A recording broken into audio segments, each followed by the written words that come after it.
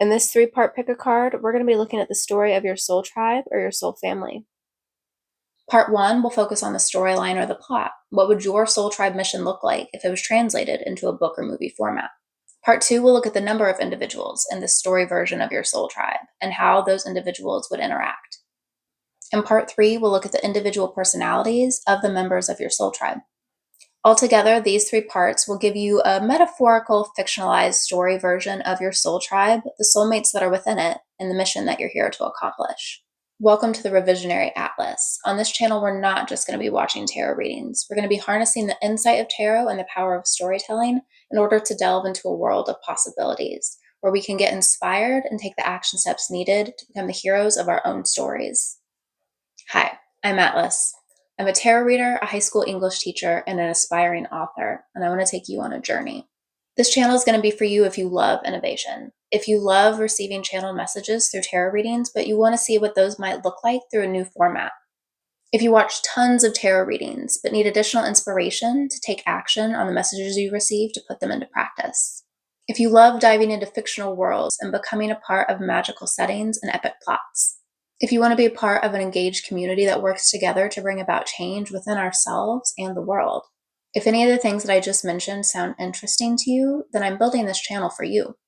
If you want to know a little bit more about what this channel might look like, get to know me a little bit better, or take part in a scavenger hunt style pick a card reading, then you can watch my first video, which I've linked in the description box below. But enough chit chat, let's go ahead and get into part 1 of the reading. Hello and welcome to part 1 of this pick a card reading. In part 1, like I mentioned in the intro, we are going to be discovering what the storyline is going to be for your story about your soul tribe. So we're going to see what kind of story this would be, if it were a book or a movie. What would be the storyline? What would be the plot? What kind of, what genre would this be a part of? That's what we're going to see in part 1 of this pick a card reading. So you have 7 piles to choose from. Here we have pile 1, pile 2, pile 3, pile 4, pile 5, pile 6, and pile 7. So each of these piles is going to be a different storyline, and you'll look at the storyline before moving on to parts 2 and 3 of the reading. So take a moment, pause the video if you need to decide which pile you feel the most drawn to, and I'll see you at your reading. Hello, Group 1. If you chose the first pile for the pick a card portion of part 1, then this is going to be your reading about what your soul tribe, like what the storyline or the plot line is, or just kind of like the summary of what your story would be about for your soul tribe and how you guys interact together. I just want to have a disclaimer here that these are fictional, metaphorical in nature. They are like a story or a movie. We are comparing energy to a storyline or to like a story plot. And I just want to make that clear because there are a few of these groups that are maybe a little bit violent in nature. It would maybe be more of a war movie or storyline, or like some kind of like action adventure crime, like not crime for your soul tribe, but like fighting crime and justice, that sort of thing. And I feel like for your soul tribe, there would be an interesting dynamic here that we'll go ahead and we'll get into. I'll show you the cards first, and then we'll get into what I'm seeing here. So the first card that we have is Gaia, Nurturing, which has a very, obviously like Gaia, Mother Earth, a very nurturing, stable, caring type energy to it, which is interesting in terms of like what I'm seeing with the other cards paired with it. We also have Cleaning House. See it here? Card 37, Cleaning House. We have the Arrow Master, which is card 10. And it says, hitting the mark, intention, and detachment. We also have number 4 card in this group for Spirit that says Angels of the 4 Directions. Okay, Angels of the 4 Directions. And then our last card is Neptune with Vision. And this is card 26. Neptune Vision. Okay, so with all 5 of these cards put together, what I'm getting, even though we have that Gaia card, right? Even though we have this Gaia nurturing card, Mother Earth energy, the cards surrounding it make me feel like your soul tribe are the protectors of Mother Earth, of Gaia. With Arrow Master, right? This guy looks like he means business. He's got this arrow. I'm getting like kind of like Hunger Games vibes, or like somebody who knows how to like hit a target, right? Somebody who has a very clear mark and knows how to hit the target. Intention, detachment, hitting the mark, it says. And then we have cleaning house. And with those two things, I'm getting this vibe of like this group of individuals who have come together on some kind of like elite mission, and they are skillful, they are deadly. They have a very clear intention of what they're trying to accomplish, and they're going to stop at nothing to make sure that that happens. And with the angels of the four directions, that makes me feel like these individuals are here to act as almost like guardian angels over the earth, okay?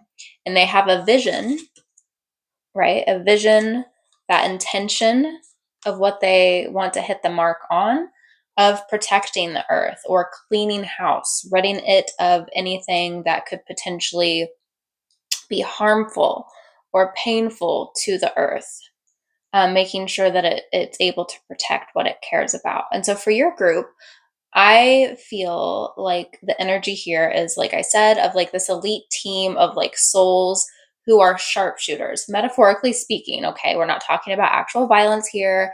I'm getting uh like almost like assassin type energy, but like spiritual assassins, right? I'm not talking about people who are actually going to go do any harm, no physical harm to anybody else. I'm talking about like internal work that is like a sharpshooter kind of energy, very driven, very focused, uh, no business type people. Okay. So your soul tribe is a bunch of people, or however many people, we'll get into how many it is in part two. But your soul tribe is made up, or at least the storyline for it. Remember, this is metaphorical, it's fictional. It's just meant to like represent a story version of what your soul tribe is actually here to do. But I feel like it's an elite group of experts who came with very honed spiritual skills, different individuals. Like everybody has like their own, everybody in your soul tribe has like their own individual skill or talent. Um, and they came with this vision, even though everybody has like a different talent, everybody in the soul tribe has the same vision. Again, with that Neptune card, the same vision, same mission in mind, to clean house of things that are harmful and be the arrow master, angels of the four directions, kind of like guardian angels again, who are out to protect, to guard, to have that intention of protecting the earth. Now, I guess this doesn't have to be the earth, but like in your storyline, it would be like a group of people coming together to protect the earth or humanity or like nature in general, plants, animals, the climate, just anything. Okay. The storylines, or like the movies or the books that it's making me think of. I don't know if you've ever seen the movie The Old Guard that has Charlize Theron in it, but it's making me think of that, right? Like these group of like elite fighters who are immortal, and they have like this mission to protect the earth. They would go around like secretly protecting and like carrying out secret missions in order to like protect something. And it's giving that kind of energy. It's also making me think of this movie that I watched called, I think it was called The Gorge, where these two people who are like sharpshooters, they were like skilled marksmen. They are both sent to like be on either side of this gorge to like protect the world from what could potentially come out of it. And it's giving very much that kind of energy. Your soul tribe are members of like very, very skilled individuals, spiritually speaking, and whatever spiritual skill or ability you have, who all have different talents, have come together under the same mission. So what this might actually look like in your actual life, right? Because we're just talking about like a story here. But what this might look like in reality, in your actual life, for your soul tribe, for your soul group, like those people, your soulmates, the people in your life that you've come here to fulfill some kind of mission with. For your soul tribe, the mission is very purposeful. You have this vision. Your souls all came here for the same mission in order to protect the earth. With the cleaning house card, I get that for some people, this could have been a group of souls who came together, who maybe a lot of the same souls were born into the same family. And they came here with the sole purpose of cleaning house in terms of like lineage. Maybe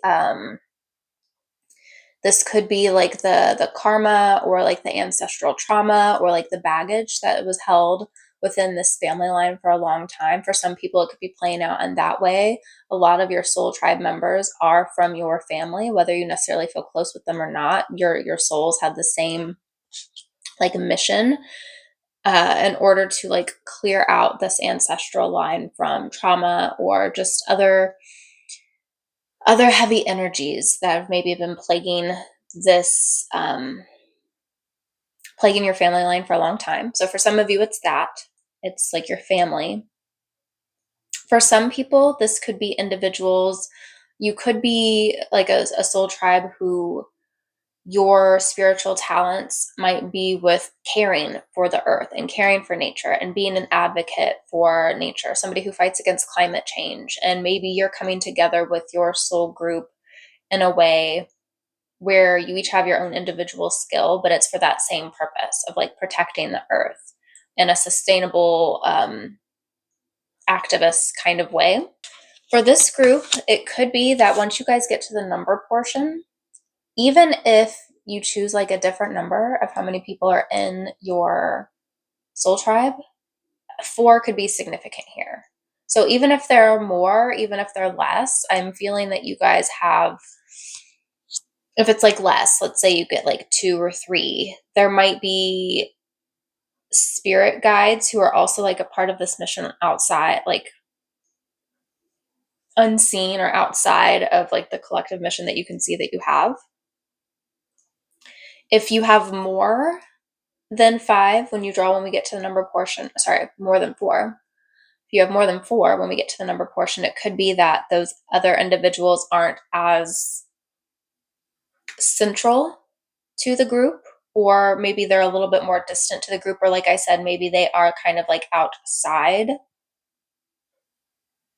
of this material realm. Maybe they're like spirit guides, or like the card says, like angels, or other beings that are here to kind of like help you along in this journey together. So again, just to kind of recap what we have here for your reading, your storyline for your soul tribe is an elite group of individuals who have very sharp spiritual skills, who have all come together for the same vision in order to fight for the earth and protect what it is that they hold dear. Okay. So thank you so much for watching, and I will see you in part 2. Hello, group 2. If you chose the second pile in part 1, this is going to be your reading. Just as a disclaimer, I do want to add what we're talking about here with our soul tribe is a storyline. We're talking about a fictional or metaphorical storyline meant to represent the energy of what your soul tribe is here to do, not actually what your soul tribe is here to do in the 3D sense, right? It's a story, but one that's meant to represent. And so what we're going to do here is we're going to look at the cards, and then I'm going to talk about how the cards kind of relate to show the overall mission that your soul tribe is here to carry out. And then we'll talk about like what it reminds me of, or how this could relate to your actual reality. So the card that we have in the middle is Dragonfly, where it says emergence. Okay. And then surrounding it, I put that one in the middle, but surrounding it, we have Rescue, which is card 16. We have the Spiral Dancer, which is card 5, and it says circuitous route or perception. We have dark thoughts, which is card number 3. And then we had 2 cards come out for the last part when all the other groups had 1. We had the 10th house, which says authority. And then we have the south node, which says the past. And I'm reading those 2 kind of together. So what I'm seeing here for your storyline with emergence in the center, and then we have rescue and dark thoughts in the past, right? The south node, which is something that in astrology we're like kind of like moving away from. That's meant to kind of like be like our old karma, something that we're moving away from.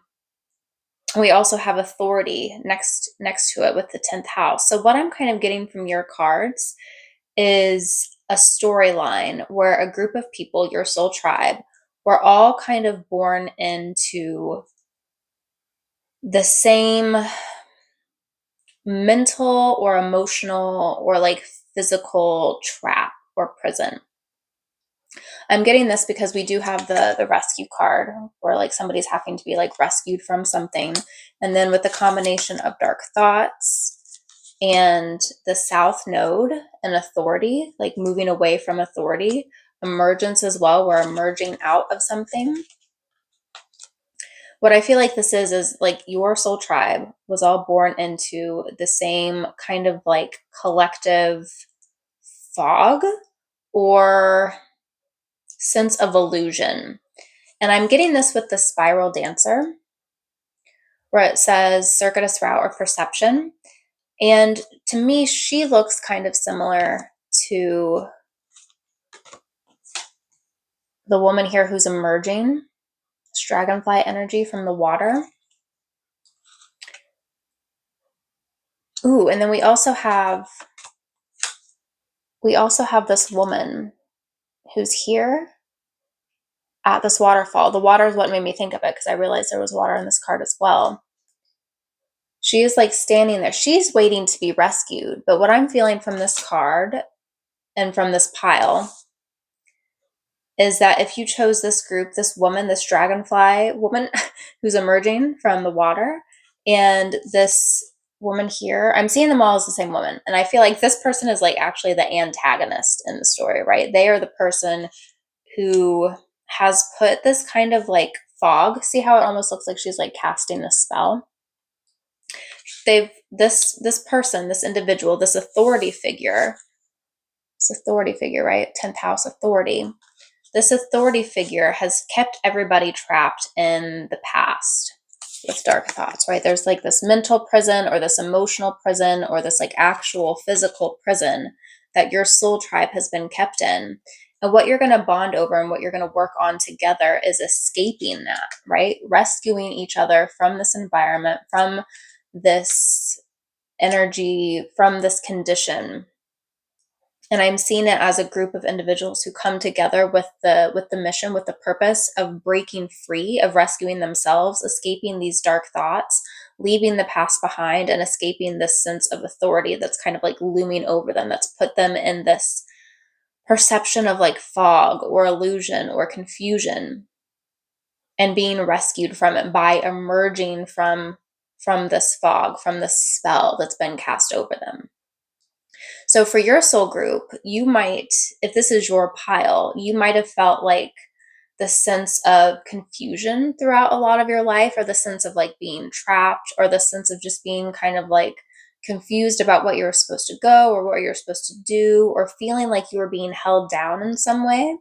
And if this is your group, you're going to link up with other individuals who have had the same feeling. Whether it's in the same environment or different environments, it's going to be the same energy that is making you feel like held down or trapped within these dark thoughts. And you're going to be escaping together. Now, this could be in a way for your soul tribe where it's done on an internal level and you don't even like realize that you're working with these other individuals. It's more on like an energetic level. For some people, it could be actually like coming together to escape something from from the past, some kind of like mental fog, spiritual fog, even escaping like a dark night of the soul. That could be for some people. I just kind of got that, like a group of people coming together at the time when they're going through their dark night of the soul and like helping each other through it. It could kind of like manifest like that in like the 3D reality, right? Because we're talking about a storyline, but in like the 3D reality, it can manifest in that way. This group of individuals who come together in order to support each other and act as a kind of rescue as you're emerging from the dark thoughts, from this fog, from this illusion into like a kind of like spiritual awakening. The types of stories that I'm seeing for your group, it's actually reminding me a lot of the Matrix, where Neo he's been trapped in the Matrix, right? He doesn't realize that he is, and then he emerges from that, and he realizes that like there's this other group of individuals who are here with him in order to escape it. Now, obviously, he plays a larger role within that, but he is with a group of individuals who are all trying to escape the same kind of like mental, energetic prison of their consciousness. And so I feel like for your group, for your soul tribe, you're a group of people who have gone through like a similar experience where you have felt oppressed, you felt trapped, you felt confused and lost, but you're coming out of that and you're going to connect with people who are also doing the same thing. Okay, so that is what I'm seeing for your group. I will see you in part 2 to see how many people are in this group. Hi, Pile 3. If you chose the third group in the first portion, part 1 of this 3-part pick a card reading, then this is going to be your group. I do just want to have a disclaimer here that obviously we are talking about fictional storylines or metaphorical storylines, things that are meant to represent what you have happening in your own reality in the real world. And so some of the things that I'm going to say here are obviously not going to be totally lining up with reality. Okay, so I just feel like I should say that some of the groups had some kind of like not difficult energies, but energies that I felt like I needed to put a disclaimer on. I'm not sure this is one of them, but I just wanted to say that. Okay, so we're talking about fictional storylines, something that is metaphorical, it's meant to represent, it's symbolic. What we're going to do is I'm going to show you the 5 cards that I have drawn for your group, and then we're going to get into how these connect and what that means for your storyline, for your soul tribe. Okay, so our first card that we have in the center is Wolf with Instinct, automatically getting like this kind of like either like lone wolf vibe or being part of a wolf pack. We also have Solitude, which is probably also what gave me like the lone wolf vibe, right? Card 13, Solitude. It's also reminding me of the Tower card in tarot. We have the Lady of Lightning, which is card 35, and it says surprises, sometimes shock, total paradigm shift. Okay, which is going to be pretty significant when we get into what all of these cards mean together. We have the card deserving, which is like each card in this deck at the top has like some kind of like energy or like group category that it belongs to, and this is consciousness. This is card 6 in the consciousness, deserving. And then we have the card Vesta, which astrologically is an asteroid, and it says the hearth down here, and we have this flame in the center. Okay, and that is card 32. So what I'm feeling for your group when we add all of these things together, right, we've got like this wolf card in the center with solitude, and then of course we have the Lady of Lightning down here, along with deserving. All of these cards are giving me like very it's a kind of story. Your soul tribe has the kind of story where there is some kind of like separate world that exists apart from reality, and you as a character are realizing that you felt alone, right? You felt like a lone wolf, you felt the sense of solitude, but you're realizing that you're actually a part of this other community. It's very young adult novel, right? A very young adult series. like an individual character who realizes that, like, oh, the reason I don't fit in is because I'm actually a part of this other world. And with the shock paradigm shift card with the Lady of Lightning, it's like all of a sudden you just realize, like, oh, I'm actually a part of this other world. And that's why I've never been able to fit in or like get along with other people. It's because I actually belong here, right? This is my actual home. This is my actual hearth. And so for your soul tribe, what I'm getting is you're all going to feel like you're a group of individuals who have always felt very alone, a bunch of lone wolves who are coming together to find their wolf pack and realize that they're not alone. You're not alone. You've actually been waiting to learn about this other group, this other community of individuals, this other world, where you actually fit in. You are deserving, almost like you are the chosen one type energy, like all these different individuals who come together realizing that, like, oh, we don't fit into normal reality because we are the chosen ones who are meant to like be part of this other reality. And you're all realizing that you're coming together with this like eternal flame that you've been carrying to bring together and like keep it lit, to always to kind of almost like pass on the torch in a way, like this fire that you've had inside of you, this passion that you've had inside of you, this mission that you've had inside of you, that you are lighting and then like passing it on, or allowing each new member to kind of like carry that forward into the future, passing of the torch, if you will.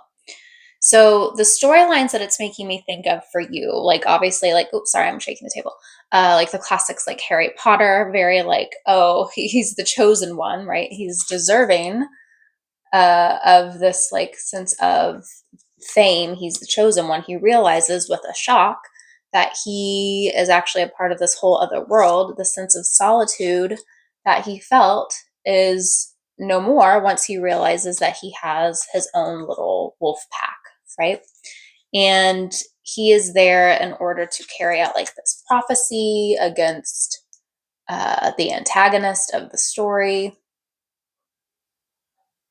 So for your group, your soul tribe, like I mentioned, is a group of individuals who have felt isolated, lonely, a sense of solitude, because they didn't feel like they deserved to fit in anywhere.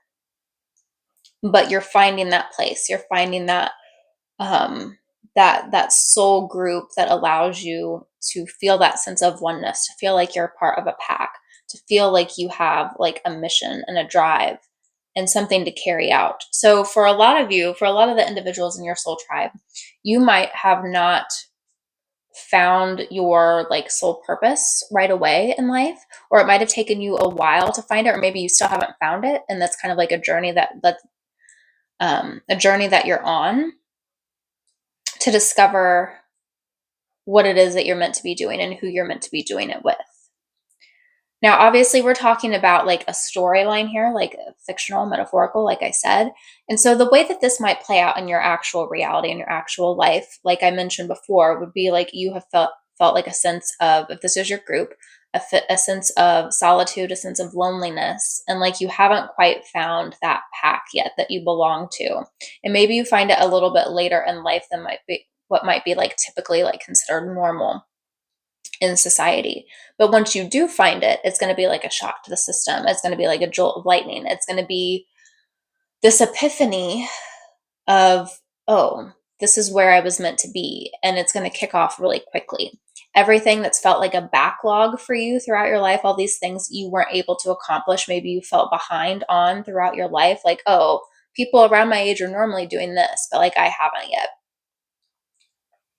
Maybe that there's been like a backlog of things that needed to occur, but it's like all of a sudden once you realize where you belong, where you fit in, then you can take off. You can make the things that you need to make happen once you have found that group of people, that sense of home, that sense of hearth, of where you belong. Okay.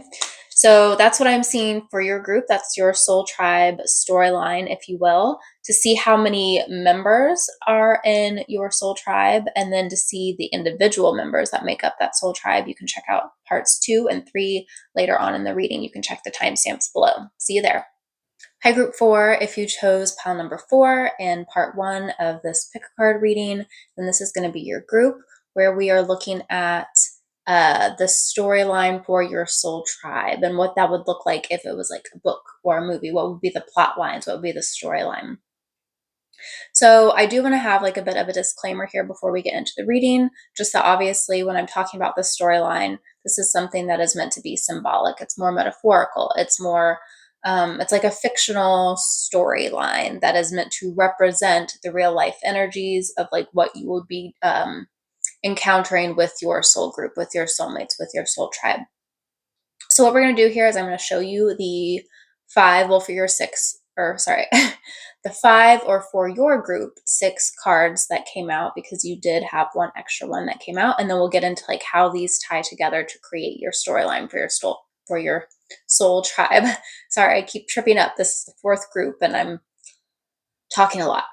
Okay, so for the first card, and this is the one that I have at the center, we have Dream Time with Creation. Okay. And then we also had Dry Desert, which is card 31.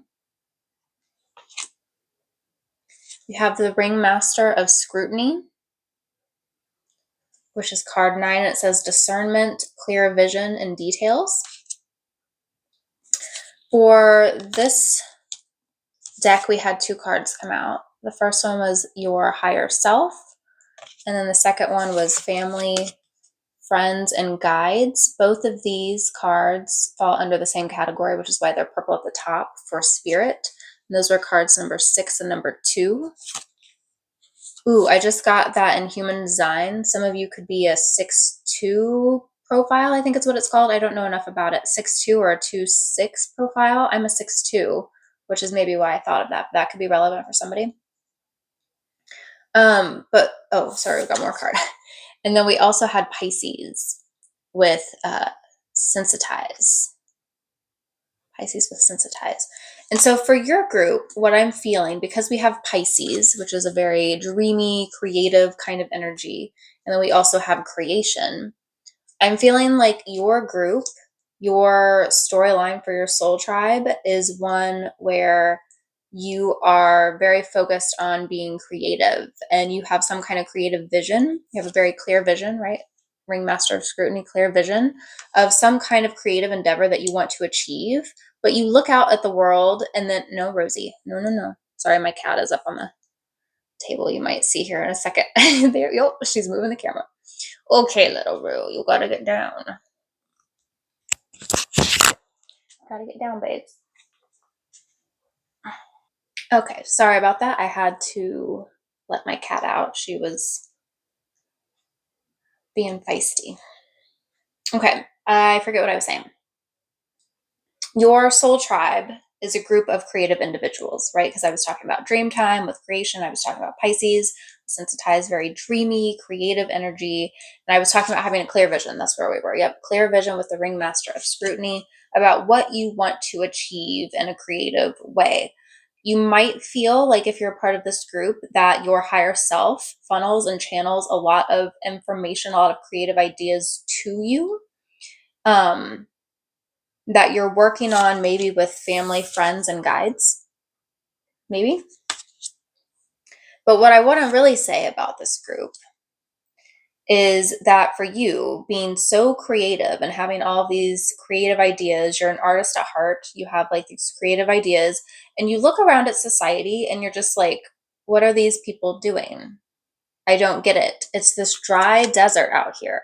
There's no originality. Everything's like a copycat. Nobody's being original. Nobody's actually creating. Nobody's actually being like an artist. I have a sense that the individuals in your soul tribe feel that way.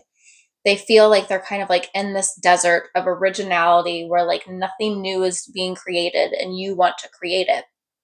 And so when you find your soul tribe, it's going to feel like an oasis in this desert, right? You're going to feel like you've been alone. You have these creative ideas. You have these artistic expressions that you want to share with the world, but you're like, who's going to get it? Like nobody else seems to be getting it. Nobody else is being original. But when you find this soul tribe, they're going to get it. They're going to collaborate with you. They're going to share that creative vision that you have. And they're going to work on sharing that vision with the world. Yeah, it just feels like a group of artists, really, like a group of artists.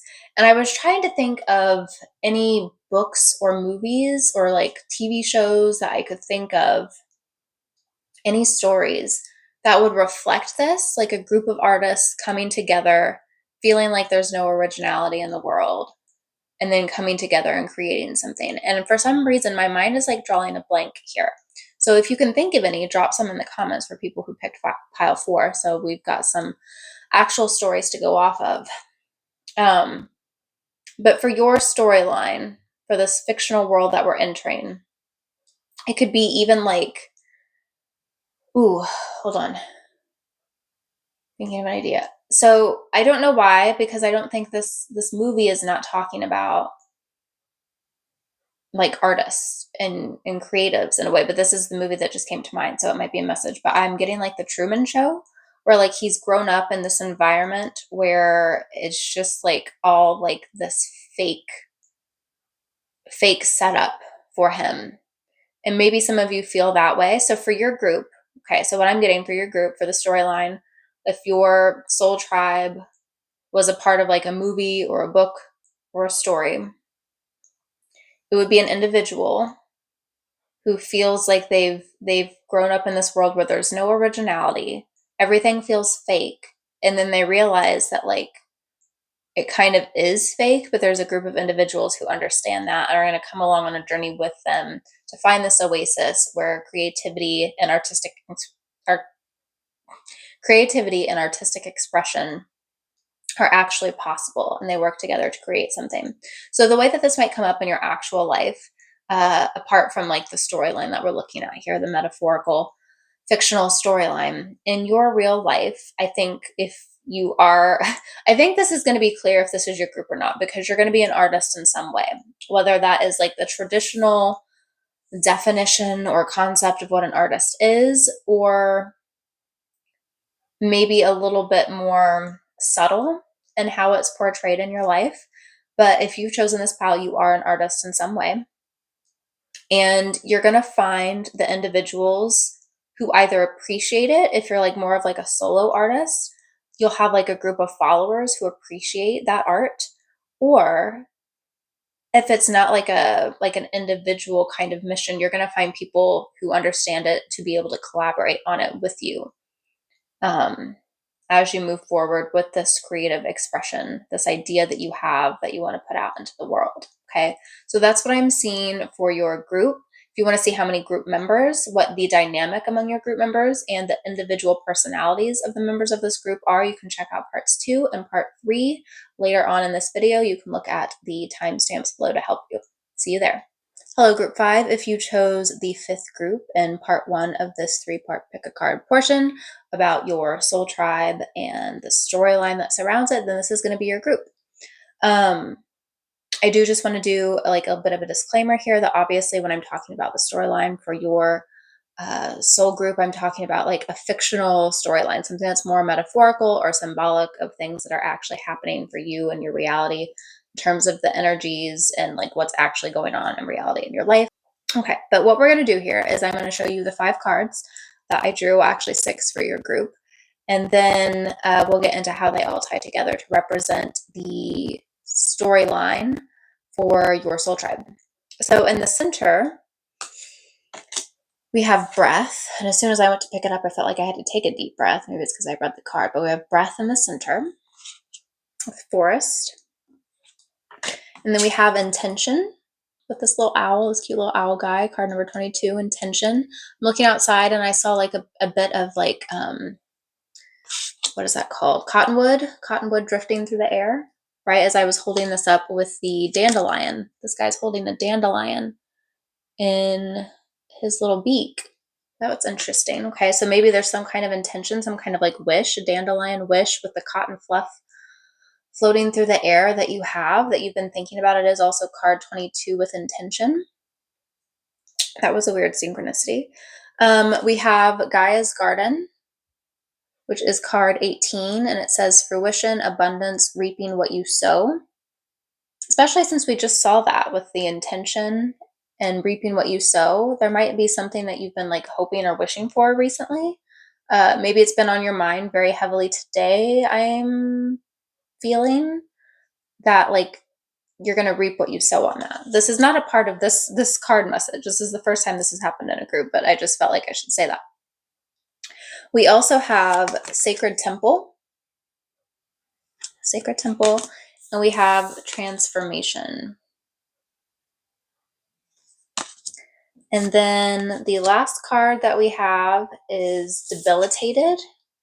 It's talking about like astrological stuff, debilitated, and it says discomfort. Okay, so what I'm feeling for your soul tribe, for your group, your storyline here, because we have so many things that are about like intention and nature and like breathing, I'm feeling like cycles of life, sacred temple, Gaia's garden, breath in the forest, intention. I'm feeling like your group has, your soul tribe is very centered on or focused on nature, the natural world, and intention in a way that almost feels like ceremonial or it's sacred. Sorry, I feel like the camera's a little bit crooked. And now my cat is scratching at the door. Sorry, so many distractions in your group. But with these cards, reaping what you sow, I was talking about ritual, right? It feels like there's some kind of like natural ritual or ceremonial feeling to your group. So your soul tribe could get together to worship something. If you're a part of a certain religion, then you might find your soul tribe there. If you're more spiritual than religious, which I feel like probably a lot of us here are, but maybe not, there's some kind of sacred temple that's being worshipped. And for some people, I feel like this is the earth itself. For some people, I feel like it's the body. For others, this might be more of just like a spiritual connection to spirit or to the universe or to soul. But for your group, your soul tribe, there is a connection of intention. Your whole soul tribe has the same intention that they're trying to achieve. And I'm feeling like for your group, it could be around if you resonate with being like a witch or being very connected to the earth, doing rituals connected to the moon in the lunar cycle, I'm feeling for this group. But with Gaia's garden, I just feel like there's this sense of being intentional with what we plant in the earth, whether literally or metaphorically. And even with breath, right? This forest and breath, there's some kind of intention there as well, like this natural cycle of breathing, but it's also can be very intentional if we're intentional with our breath. And so for your group, what I'm getting is a group of people who have come together with the same intention to help the environment, to worship the environment, to be one with the environment. For some people, this could refer to the body again because we have the sacred temple, and this card for debilitated also says discomfort. And so I'm feeling for some people, this could be a group of souls that maybe have had some health issues and they're coming together to help heal or to relate on how they've dealt with those health issues or to share energetic healing with each other with the breath. And we also again have that transformation card. So for your group, the storyline, like I said, that I'm picking up, and I feel more scattered in your group, and I can't tell if it's just because this is the fifth of seven and I've done four before you, or if there's something here. There's some kind of sense of like scatteredness here, especially with debilitated. Something like the energy feels debilitated, feels a little bit uncomfortable, some discomfort there. Okay. Sorry, I had to check my notes. But for your group, what I'm getting, the storyline is it's a group of souls, a group of individuals, soul tribe that's come together to worship some kind of sacred temple, some kind of intention to protect it, to worship it, to embody it, to heal it, to protect it. And the sacred temple could be many things, like I mentioned. It could actually be your body, it could be the earth, it could be the environment, it could be an institution or an idea. But you've come together in order to try and protect that thing. I'm getting this storyline idea of like this group of individuals who like wander out into the forest, and nobody really knows that they're there. Nobody really knows that they're going, but they find like a hidden location within that forest that other people can't really even see. It's not really even on their radar, but they're together. They work together to plant this garden, to like put down intentional seeds that will add to the forest, or that will reap what they sow in terms of like sowing some kind of garden. And again, this garden would be metaphorical in nature. This could be, this could be a family for some people. I don't know where that's coming from because everything else in this reading felt kind of different than that, but that could be a family for some people.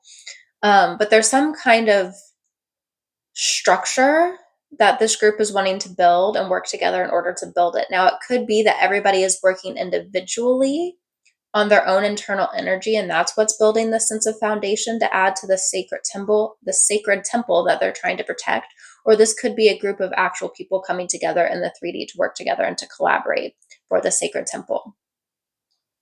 But yeah, the storyline that I'm getting in my head is like a group of witches who go into the forest with some kind of ritual, some kind of intention, and it's in secret, and they carry something out there, some kind of like protective spell in order to protect somebody or something. That's the storyline that I'm getting for your soul tribe. Okay. So again, the way that this might play out in your real life, like I said, for some reason, family was coming up. I don't know what that means, but that popped into my head. For some people, this could relate to their health. For some people, this could relate to the earth. For some people, this could relate to something that they hold very dear, that's very sacred to them, that's like that they keep secret. And maybe they don't share with a lot of other people what this is. And that's an act of protection for them. So for you, in terms of like a realistic, what's actually going on in your life, not the fictional storyline, it could relate to that. I hope this reading made sense. Again, your group has been all over the place in a way that some of the other groups weren't. But this is the storyline that I'm seeing for your soul tribe and how you'll come together. And so if you want to see how many individuals are in your soul tribe for the storyline, or what their personalities are, you can check out part 2 and part 3 of this reading. I'll leave timestamps below. But thank you so much for watching, and I'll see you hopefully later on in the reading.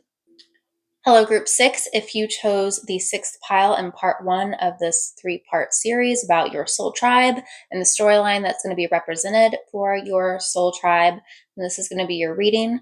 I do want to have just a little bit of a disclaimer here that obviously when I'm talking about storylines for your soul tribe, I'm talking about a fictional story, something that's more metaphorical, more symbolic of your actual reality and how you'll meet your soul tribe, or how you'll be connected to your soul tribe energetically. And so I just wanted to say that, because there have been a few groups where like the storyline was a little bit violent in nature, and I just wanted to make it very clear that like I'm not talking about going out and doing violence here. But that is not your group. Your group is actually very different from the other groups, and I'm going to get into why in just a second. But I'm going to show the cards first, and then we'll get started on how these cards relate to each other. So in the center, we have drop on the card. We have full moon with completion. It's talking about completing a cycle, something ending. We have Ghostlands, which is card 17. Ghostlands. This clock that's frozen in time. Oh, that's so interesting. Okay, so the clock is frozen in time, and there are some like astrological associations, like zodiac signs that it's associated with, and it's in between.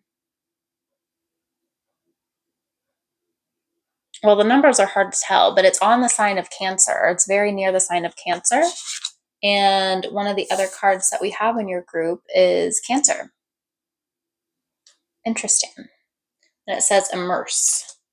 Immerse yourself in the ghostlands. Interesting. We also have deception. And your group had 2 cards come out for this specific deck. We have the Phoenix with card number 29, and it says resurrection, surrender to change.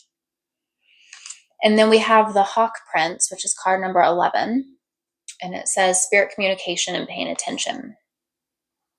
So the reason that your group is different from the other groups is because there's less of kind of like fantastical feel to your group. Even though we have the card Ghostlands, I'm not even reading it in a way where we're talking about like a kind of fictional setting. For your group, what I'm feeling is your group is the most immersed in like 3D energy. And I don't mean that in a way where you don't have like spiritual energy. I mean like you're channeling that spiritual energy down into the 3D. It's very like practical energy. It's very like working things out in the most dense of the realms, if that makes sense. So for your soul tribe, what I'm feeling is your storyline is going to fall into one of two camps. And they're kind of direct opposites from each other because we have Cancer and like that's that feeling of like home, right? Rules the fourth house, the home, the body. For some people, I felt like I should say the body, but it rules the home. And so with this Ghostlands card, what I'm feeling for this group is, like I said, two camps with the completion card in the center and deception. For some people in this group, the storyline is one of a group of souls who have connected or are going to connect with individuals based on their hometown. So let me break that down further. So for some of you here, one camp is that you feel a sense of loyalty to your hometown and you don't understand what people are talking about when they want to like leave their hometown. Okay, so maybe you grew up in a very like small town, or there's just like a very hometowny kind of vibe, sense of closeness, shared community, and you don't want to leave it. You feel like you want to stay here, right? And what I'm getting for this group is you want to stay here for a reason because you're going to find your soul tribe here. You were like born here for a reason, or you relocated here for a reason. And so this hometown that you have, you're meant to change in some way with the Phoenix, right? With resurrection, surrender to change. There's some sense of like you're here for a reason, and there's a reason that you feel like you don't want to leave, and it's because your people are going to be found here. Your soul tribe is found here. Maybe even the environment itself is part of your soul tribe in some way, or the energy there is part of your environment in some way. And then there's going to be another camp in this group who is the opposite of that. They're going to feel like the sense of completion in their hometown where they just want to leave, right? They feel like it's a wasteland, like a ghost land environment. They don't want to be here anymore. Like a ghost town is kind of what I'm feeling. They want to leave. They feel like there's nothing there for them. They feel like all that there is around them is gossip and deception, and there's no kind of life there for them. So for them, they feel like they want to leave that hometown, that home community, something that they want to get away from. And this sense of Phoenix resurrection here is more for themselves, a change in themselves, where they are transforming because they listen to that call with the hawk. Drop on card, sorry, with the hawk prince here, spirit communication, paying attention. They're paying attention to that inner call that they feel within themselves to get out, to leave. And it's because they're going to find their soul tribe somewhere else. So for your group, it's one of two extremes. Either your soul tribe is all going to be from like your hometown, or like none of them are going to be there and you have to leave to find your soul group elsewhere. This again, it has that energy of potentially moving from like this very close knit but kind of like gossipy community where everybody knows everybody else's business, and like leaving, going to a city where you have a greater sense of individuality and freedom, and completing that cycle of like who you were there to become somebody else, to become somebody new with this Phoenix card. Okay, so again, one of two camps here for your soul tribe. So the storyline for you would be one of two things. Either it's like that kind of like quintessential hometown movie or book where it's talking about like high school football games and like just like very quintessential like hometowny type things. And even though those things are mundane, something's being tackled on the practical 3D level. Something's being channeled and transformed there because you're meant to be there. So for this group, the story might be more of like a drama than something kind of like otherworldly or fictional in nature. Some kind of like drama or like real life kind of documentary about some hometown or like a sports team or something, you know? And for other people on the other side of this camp, where the feeling is needing to get away from their hometown because they feel like it's kind of like a ghost town for them, meaning that there's no future there for them. They feel stifled by it. For them, this is going to be like a travel, like a finding yourself kind of story. I just noticed that my hand is just in the background, the shadow of it. That's probably very distracting. I apologize. Talk with my hands a lot. But for this group, there's going to be this sense of like finding yourself in a new environment. I'm thinking of, I haven't really watched this movie or read this book, but Eat, Pray, Love, where she's like trying to find herself from what I understand about it. Sorry, talking about my hands again. She's trying to find herself in like a new environment. Some of you could have some Sagittarius energy in your chart, like travel, studying new cultures, if you're a part of that group that wants to like travel, relocate, not be a part of that same hometown anymore. But the reason that I feel like this group is different from the other groups is the other groups had a vibe, like a storyline that I came up with, or that I was like feeling or channeling, that felt kind of like otherworldly, or like it was like a fiction story, or it didn't take place in like like a recognizable reality. But for your group, I feel like your story is taking place in a recognizable reality. Like I said, this is about like a hometown. It's more of like a drama, or just like a feel good story. Rosie, please stop. Sorry, my cat is scratching at the door and I hope you can't hear it. But for your group, the story itself might feel mundane to you, but you're tackling some big things within that everyday life kind of energy on an energetic level that others might not be able to, on like a denser energy level, if that makes sense. Okay, so for your soul tribe, you're either going to meet your soul tribe outside of your hometown, or all of your soul tribe is going to be from your soul town. It's one or the other. It's not both for this group anyway. And that's the storyline that I'm seeing for you guys. So if you want to see how many individuals are a part of your soul tribe, or who those individuals might be personality wise, then you can check out parts 2 and 3. And again, I apologize if you can hear my cat scratching in the background. I'm going to pause this so that I can attend to her. But this has been your reading, and I'll leave timestamps below for parts 2 and 3. See you later. Hi, pile 7. If you chose the 7th pile and the first part of this pick a card reading, this 3-part pick a card reading, then this is going to be your pile. I did have to move the camera a little bit because the sunlight is coming in pretty strong. So yeah, sorry about that. But this is going to be your reading. And I do want to have a little bit of a disclaimer here that obviously we're talking about a fictional storyline that we're talking about for your soul tribe. It's more metaphorical, it's more symbolic, it's not going to represent actual reality. We're talking about a storyline here. Okay, I felt like I needed to say that in some of the other groups. Maybe not your group, but in some of the other groups. Okay, so how this is going to work is I'm going to show you the 5 cards that came out, and then I will talk about how those fit together as your storyline for your group, for your soul tribe, about how you're going to meet or how you're going to connect, or like what your mission is. I will apologize if you do see, you can see like the shadow of my hand in the background. I talk with my hands a lot, and so that might end up happening. Anyway, let's go ahead and get into this. So your first card, the one that I have in the center, is Childhood with Innocence. Then we have Peaks of Joy. Peaks of Joy, and that is card 33. We have the Resting Tree, which is card 22. Interesting, 33, 22. Patience and Stillness, it says on this card, the Resting Tree. We also have Loss and Abundance, Jupiter. Loss and Abundance, and Jupiter card is number 23. So we have 33, 23, and 22, along with card number 2 for Loss.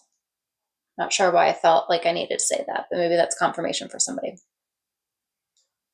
Okay, so what I'm getting with your group is very sweet and it has all of this very like childhood innocent energy with it, right? We've got innocence and childhood. And it's interesting too. This is the last group that I'm filming for the day. Sorry if that light's kind of intense, but we have the light shining on this card in the same way that the light is shining in the card. Um, Interesting. We also have peaks of joy, like I said, and then the resting tree. And it has this little kid like lying underneath this tree. So for your group, like I said, there's this very like sweet, innocent childhood energy to it for your soul tribe. So what I'm feeling with this is that the soul tribe that you end up with is all going to be very much in touch with their inner child, with the sense of innocence that they never really let go of inside of them. Because there's like this like feeling of like abundance when it comes to that they never want to lose. So I'm getting kind of like Peter Pan energy here. I also have never seen the Chronicles of Narnia, but it's coming up here. I think because we've got this resting tree. I am so sorry about the light. We've got this resting tree here. And I'm seeing this resting tree as like a doorway for like a kid to enter from like one realm into another, like this little opening in this tree where they enter through like a portal. And if I understand it right, I think the Chronicles of Narnia, there's like some kind of portal or like a wardrobe or something. I don't really know. Again, haven't watched it or read it, but it feels relevant to this. So for this group, I'm feeling like either Peter Pan storyline kind of energy or the Chronicles of Narnia. And for your soul group, for your soul tribe, I'm almost seeing the storyline taking place from like a group of children. And all these children are trying to handle the world as they grow up. They're trying to deal with the complexities that come up as they get older, as they age. But the story that I'm getting is not from them from like a grown-up perspective, but even a teenage perspective, but it's them of when they are children. Okay, so that's for your storyline. It's going to be like a children's story. And even though it's a children's story, it's not absent of kind of dense or heavier energy that needs to be dealt with. And so for your soul tribe, you might have gone through some trauma as a kid, or there were some just like heavy energies in the environment that you had to deal with, and you wanted to find like this place of rest where you could like find solace, seek a sense of like security in order to continue to feel this sense of joy, these peaks of joy, and to continue feeling like that sweet innocence of a child. But with this, I forget what I was saying. It's been a long day. Yeah, for this group, there's some kind of element of like everybody in this soul tribe has had some heavy stuff to deal with as a child.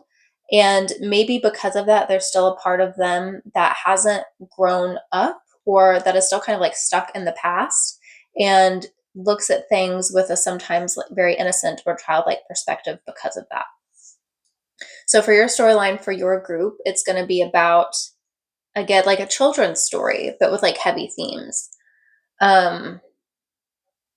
And dealing with what comes up within that. Entering, I feel like for a lot of you, in order to deal with the heavy things, it was maybe easy to escape to this resting tree or like another world, some kind of portal that made more sense in like a story format where you could continue to feel that sense of abundance and that sense of joy and innocence in a way that you didn't feel like you were losing it. You escaped to another reality. And so for your storyline, I feel like it's a group of children. Your soul tribe is like a group of children, your inner children maybe, who are seeking to keep something safe, a part of themselves, that okay, I apologize about that. It was interesting. I can't remember what I was talking about as I was giving you that part of the reading, but it felt kind of like a synchronicity or something that was symbolic of maybe that's something that's going on with you or your soul tribe or your storyline. Um, so I have my blinds like completely open because I'm trying to get like the last little bits of light from the day. And in my apartment, people like walk their dogs like right past my window, like they're pretty close to the apartment. And I was like in the middle of filming, and then all of a sudden somebody was walking their dog, and they looked right in, and I looked right out at them, and we made eye contact, and I had to like leave the room for a little bit because I just felt kind of embarrassed and self-conscious of the fact that I've got like this camera and this light like on me, and I'm like filming a video and talking about like a tarot reading, right?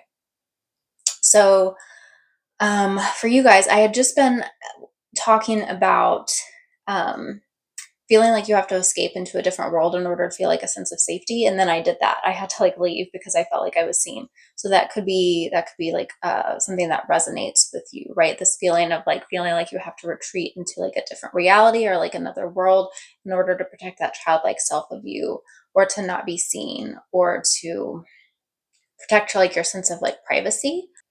Yes. So I think what I was talking about with you, your overall storyline is that of a group of children who escape into like this different world in order to protect this sense of innocence within themselves from like real world events or like trauma that's happening in their childhood, or like a family dynamic or some kind of outside circumstance that feels like it could compromise their innocence or their sense of joy and wonder. And this group of children is like sneaking off into this other world in order to protect that, and they're helping to care for each other in doing so. And so for your soul tribe, I feel like all the members of your soul tribe will be very connected to their inner child, or they'll be working on that connection with their inner child, and that's what's actually going to link you together. It's not going to be like your responsible adult selves that are going to draw you to these people in your soul tribe. It's going to be that sense of like wonder and innocence and joy that you were able to preserve even through hard, tough circumstances in life. Okay, so that's what I'm seeing for your storyline. Again, sorry that I had to like vacate the room and then come back. um, but if you're interested in seeing parts 2 and 3, where we look at how many people, like the number of individuals in your soul tribe, what the dynamic is between all of them, and then what the individual personalities are of those individuals in your soul tribe, then you can check out parts 2 and 3. I will leave timestamps below. Thank you so much for stopping by this reading. Hello and welcome to part 2 of this 3-part pick a card reading, where we are looking at your soul tribe and what that soul tribe would look like if it was a movie or a book series or like a TV show. What would the storyline be for your soul tribe if they were to be in a story format? Now, again, I mentioned in part 1, this is a fictional look at, or a metaphorical or symbolic look at, your soul tribe and what your storyline is in this lifetime. So it's not going to be like actual real events that take place, but metaphorically speaking, if your storyline were to be compared to real life events, like how could we represent those in a more symbolic or metaphorical way? So, in part 2, what we're going to be getting into is how many members of your soul tribe are in this storyline. Now, this is not going to be how many members you actually have in your soul tribe, how many soulmates you have, what your soul group is like actually in this lifetime. That number is going to be much larger, but we're just going to look at the storyline portion. If this group, if the key members were to be put into a storyline, who would be in that and how many people would be in that storyline, how many souls or individuals. So in part 1, if for some reason you didn't watch that part, in part 1, what we looked at was the storyline for your soul tribe, like what that storyline was, what the actual story would look like, what the plot would be. In this section, we're going to be looking at the number of individuals, characters in that storyline. So you can see that there are 13 groups on the table. Now, we're not going up to number 13 in terms of how many people are in this storyline for you. The actual numbers of individuals or characters in the storyline are written on the back side of each of these. These are just piles that I've drawn up in order for you to choose intuitively how many people you feel like would go into your soul group based on which pile you choose. So, like I said, I've written a number on the back of these cards. The number might be 1, 2, 3, 4, 5, or 6. I only went up to 6 individuals in the soul tribe. Again, remember, this is not actually how many would be in that soul tribe. This is just how many characters are we going to highlight in this storyline that we're looking at here. Okay, so again, we have 13 piles. I've drawn like a different colored border for each of the little cards and a different number for each one. So you might be drawn to the number or the color, or you might just be intuitively drawn to one of the groups here. So what I want for you to do right now, and you can pause if you need to, but I want you to decide on just one of the little cards that we see here below, numbers 1 through 13. Once you have chosen your pile, I'm going to go through and I'm going to reveal how many individuals are in this storyline for each of the different piles. And then we'll also look at the dynamics of this group of individuals, this group of characters. So, for example, look at, is everybody kind of like showing up equally in the storyline, or is there somebody who's more of a leader? Is there a group of like sidekicks? Like, how does everyone relate within the soul tribe? What are the dynamics between the individuals? So go ahead and pause if you need to, and then we'll get into looking at what each one of the piles has as the number and the dynamic. Okay, now that you have chosen your pile, we're going to now reveal which number of individuals is beneath each card and what that dynamic is like. So let's go ahead and look at pile 1. For pile 1, we have 6 equal individuals. So if you chose this pile, you're going to have 6 members in your soul tribe. And each of them are going to show up in an equal way in terms of the dynamic. You're not going to have one leader. You're not going to have like a pair of individuals who's kind of like taking control of the group or being the leader of the group. Instead, each person is going to be showing up equally. So what you're going to do now, if you chose pile 1, you're now going to go to part 3 of the reading. And in part 3, like I said, you will see 12 piles. And I will give you instructions once you get there in terms of like what you're going to do, what you're going to choose in those piles. If you chose group 2, you are going to have 4 equal members of your soul tribe showing up in this storyline. So what you are going to do is you're going to head over to part 3 of the reading, and you're going to choose 4 piles to represent those 4 individual members of your soul tribe and how they're showing up in the storyline. And like I said, because it says 4 equal members, each of those individuals is going to be showing up in an equal way. You're not going to have like one leader and a group of followers. Everyone's contributing equally in the role of this storyline. If you chose group 3, you are going to have, so you're going to have 3 equal individuals. So that kind of matched up with your number. So if you chose group 3, you'll have 3 equal individuals in this storyline for your soul tribe. So what that means is you're going to have 3 characters who are showing up, a kind of dynamic duo, if you will, and they're each going to show up in an equal way. There's not going to be one main character or one leader. All 3 individuals will be showing up equally. So what you'll do is you'll go now to part 3, where you're going to choose 3 different piles to represent each of those 3 different characters. If you chose card 4, you are going to have, so it matches up as well. I did these kind of randomly, but this is the second group that is matched up. If you chose pile 4, you're going to have 4 members of your soul tribe showing up in the story. And the way that you guys are going to be represented, or the dynamics of your group, are going to be 2 duos that kind of come together to create the group of 4.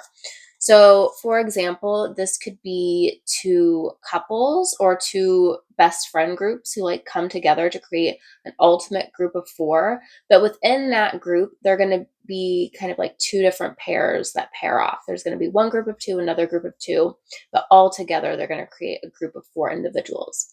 So what you're going to do is you're going to head over to part 3 of this reading, and you will choose 4 individual piles to look at the 4 different personalities of these group members and how they fit together in this storyline. If you chose pile 5, you are going to have 3, I don't know if you can see it, 3 individuals in your soul tribe storyline, and you're going to have one person who's kind of the leader in this group of three. So you can think of like Harry Potter as an example, right? Harry Potter is the kind of like main character. He is the leader of this group. He holds the group together essentially, but he has Ron and Hermione also. So in your soul tribe, you're also going to have a group of three, and one person is going to stand out as a leader. Now, this could be you, or it could be another person in your soul tribe that you kind of like support or back up, or still an equal member. You're still your own main character, but maybe there's going to be one person who takes more action or has a more active role within the mission that we're looking at for the soul tribe here. So what you're going to do is you're going to head over to part 3 now of the reading, where you're going to choose 3 different piles that represent each of the 3 different characters in your storyline, and I'll give more instructions once you get over there. If you chose pile 6, you are going to have also 3 individuals in your storyline, and all 3 of those individuals are going to be showing up equally. So there's not going to be one person who is the leader or the kind of like the main character of the group. All 3 are going to be showing up equally and have an equal role. So what you're going to be doing is you're going to head over to part 3, and you will choose 3 individual piles of the piles that I have laid out, and each of those 3 piles will represent the personality of one of those individuals in your soul tribe. If you chose pile number 7, you are going to have 5 individuals in your soul tribe. And these people are going to be showing up equally. These 3 soul members are going to be showing up equally, meaning you're not going to have one person who's the leader, who is the main character of the story. All 5 are going to be showing up in an equal way and have their own equal role that they use to contribute to the group. So if you chose pile 7 and you have 5 individuals, you are going to go ahead and move over to part 3 of this reading, where you're going to choose 5 of the piles that I have laid out and look at the individual personalities or characteristics of these 5 individuals in your soul tribe. If you chose group number 8, you are going to have, it's upside down. You're going to have 2 individuals in your soul tribe. And the dynamics of those individuals is you're going to have one leader and one sidekick. So think Batman and Robin, some kind of dynamic like that, where there's 2 individuals. One is more in the leader role, and I'm shaking the table. One is more in the leader role, and one is more in the role of the sidekick supporting that main leader. Now, you may be the leader, or you might identify more with the sidekick role. So if you chose this group, you're going to now head over to part 3, where you're going to choose 2 piles of the 12 that I have laid out to see what the individual personalities are of these 2 soul tribe members for your storyline. If you chose pile 9, you are going to have 4 members in your soul tribe, and one of those members is going to be a leader, while the other 3 are kind of like more supportive characters. Now, you might be the leader in this storyline, or you may be more of a supportive character. That will kind of be up for you to decide once you discern the piles. But what you're going to do if you chose pile 9 is you're now going to go ahead and move over to part 3 of the reading, where you're going to choose 4 individual piles that I have laid out to represent each one of these individuals in your storyline. So each pile will represent a different personality of the individuals in your storyline. If you chose group 10, you're going to have 3 people in your storyline, 3 soul tribe members. And the way that you're going to be showing up the dynamics of it is you're going to have one duo within the group of 3, and then another person who's kind of like the third wheel or like the sidekick, if you will. So you can kind of determine what role you will take on within that group yourself. But there will be 3 individuals. 2 will be more of like a couple or a pair or like a group of best friends, or they're just more closely linked in terms of like maybe what their soul mission is. And then there will be one person who's still a part of the group, but is maybe a little bit more distant from it, a little bit more of like a third wheel or a sidekick, or like an added on kind of energy that's not a part of the main group.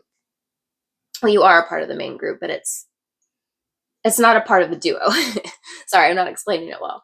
But what you're going to do if you chose pile 10 is you're now going to head over to part 3, where you're going to choose 3 different piles that I have set out there, and each of those piles is going to represent one personality of each of the members in the soul tribe group that you have for your storyline.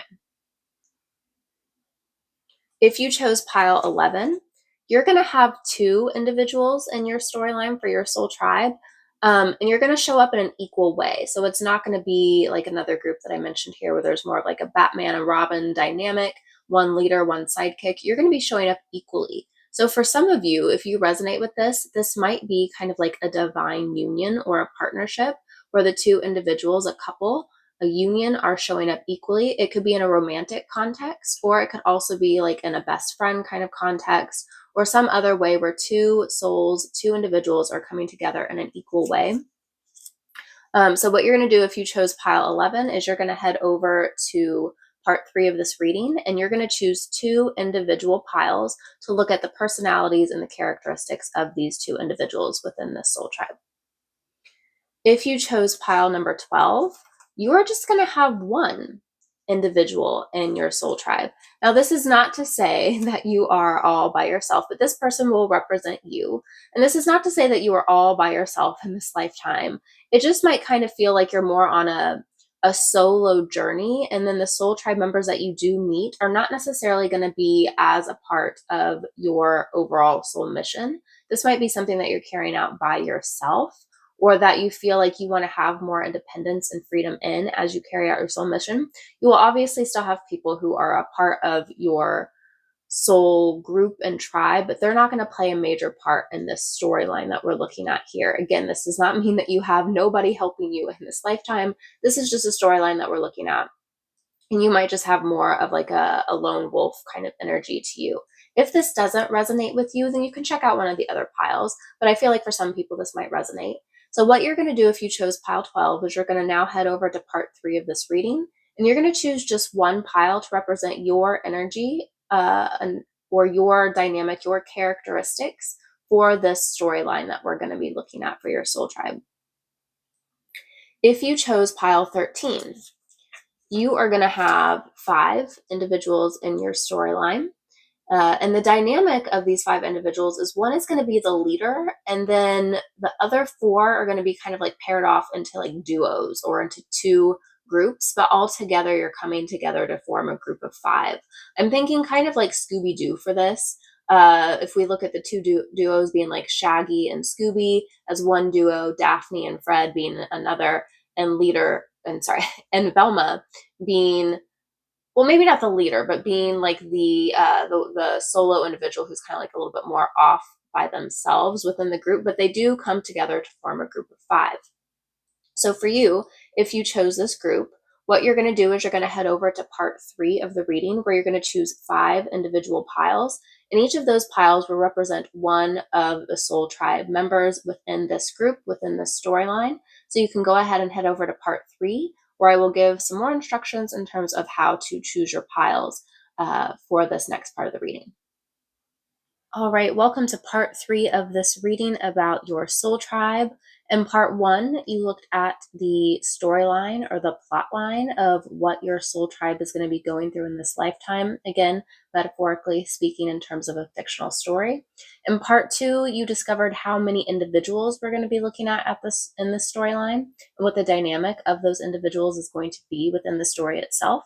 And in part 3, what we're going to be doing is looking at the individual personalities of each of those members in your soul tribe. So I have 12 piles to choose from here. And what you're going to be doing is based on how many individuals you got as the answer in part 2. So for example, if you got 3 as your selection for part 2, 3 individuals in your soul tribe, you're going to be choosing 3 individual piles here. Each one of those 3 piles will represent one of the characters, one of the souls within your soul tribe carrying out the mission or the storyline that was revealed in part 1 of this reading. So if you got 1 person as your soul tribe member for the storyline, you'll choose 1 pile. If you got 2, you'll choose 2. If you got 3, you'll choose 3, all the way up to 6. Now, if you did get 6 individuals, one group in part 2 did get 6 individuals, you're going to be choosing half of these piles if you want to, if that resonates with you, okay? So up here we have pile 1, pile 2, pile 3, pile 4, pile 5 got a month of the year, so it is different from the other card. You might be drawn to that, or you might not feel like that is your pile. Pile 6, pile 7, pile 8, pile 9, pile 10, pile 11, and pile 12. Now, you'll have to kind of like figure out and play with and mesh together how each of these individuals plays within the storyline that I mentioned in part 1, and how each one of those people play within the dynamic that I mentioned in part 2. So I gave you guys a number of how many people are in that soul tribe in the storyline, and I also gave you a dynamic. So if they are all contributing equally to the storyline, then each one of these members that you choose here, each of these piles, will be a personality that's being kind of represented equally. If there was a leader of the group, you'll kind of have to suss out as you choose each of your piles which group feels like it would be more like the leader of that dynamic.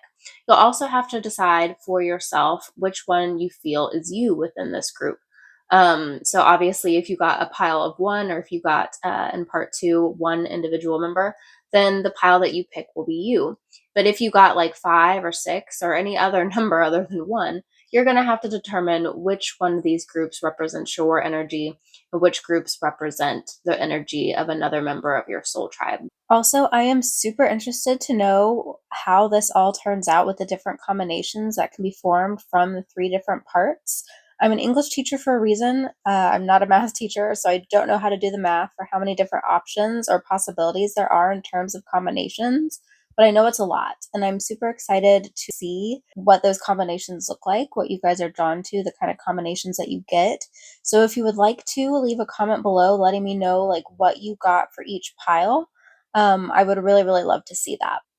Okay, so I'm super excited to get into it. You might want to pause here for a moment to decide on which of the piles you're going to choose. Again, if you got like 4 different members, you're going to want to choose 4 piles. If you got 2 members, then you're going to want to choose 2 piles, so on and so forth.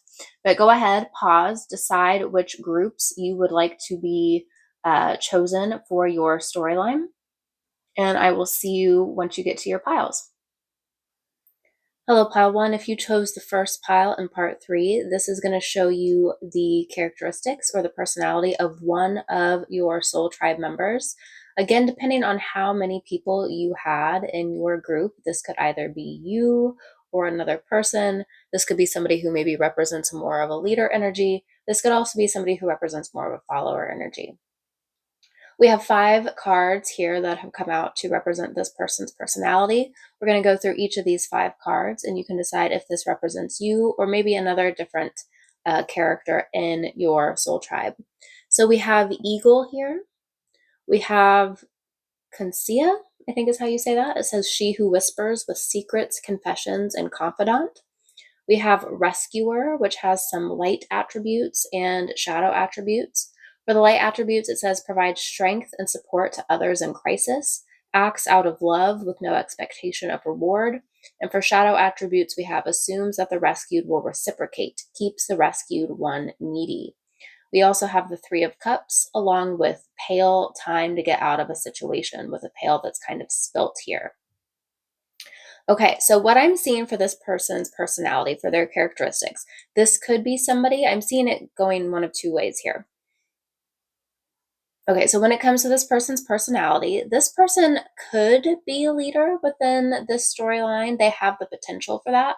Or they could be somebody who's a little bit more of a follower, somebody who's a little bit more in the shadows. And the reason why I say that is because we do have this eagle energy here, which is giving me more of like leadership energy, somebody who is maybe able to take charge of a situation, somebody who is able to observe a situation from above. But because we have she who whispers with secrets and confessions and confidant, along with rescuer and time to get out of a situation, what I'm feeling for this person is actually somebody who has a lot of power, but they kind of move in the shadows. They kind of stay a little bit more secret. I'm seeing this person as somebody who is able to rescue others from potentially dangerous situations, because we have the rescuer and pale with time to get out of a situation. I'm also seeing this person as somebody who's very good in social situations with the 3 of Cups. This is somebody who knows how to maneuver social society. They get along well with other people. They can hold conversations. They can kind of like chameleon with different groups that they interact with. And so, what I'm seeing for this person is they are somebody who might be a little bit secretive, might be a little bit reserved. Maybe they don't show too much about their own personality to others unless they are part of their soul tribe. And even still, they might be somebody who's a little bit more reserved and secretive, even with people that they're close with. There's somebody who has leadership abilities and probably has some very powerful skills that they can draw on in order to help them within social situations, but also in helping to rescue others from these situations. Now, depending on if this person is in their light attributes or their shadow attributes, this could go one of two ways. If they're in their light attributes, which I feel for most people in this group, if they've chosen this one, they're going to be somebody who can recognize others who are in need and can quietly, without making too much of a fuss, go in situations where somebody needs help, rescue them from the situation in a very quiet way that's not drawing a lot of attention from others. And they're somebody who has that ability to do so like secretly, quietly, and nobody would really know the difference. Somebody who's very socially aware of how others are feeling. Maybe this person has a lot of empathy, but with the shadow attributes, I'm seeing that that empathy could be used potentially, depending on this person's character, and maybe sometimes a little bit of manipulative ways, because for the shadow attributes, it says assumes that the rescued will reciprocate, keeps the rescued one needy. Now, if this person is somebody who is in their more shadow attributes, they could, because of their insecurities, be somebody who goes around attempting to rescue others in order to get like emotional, in order to get ego validation about themselves.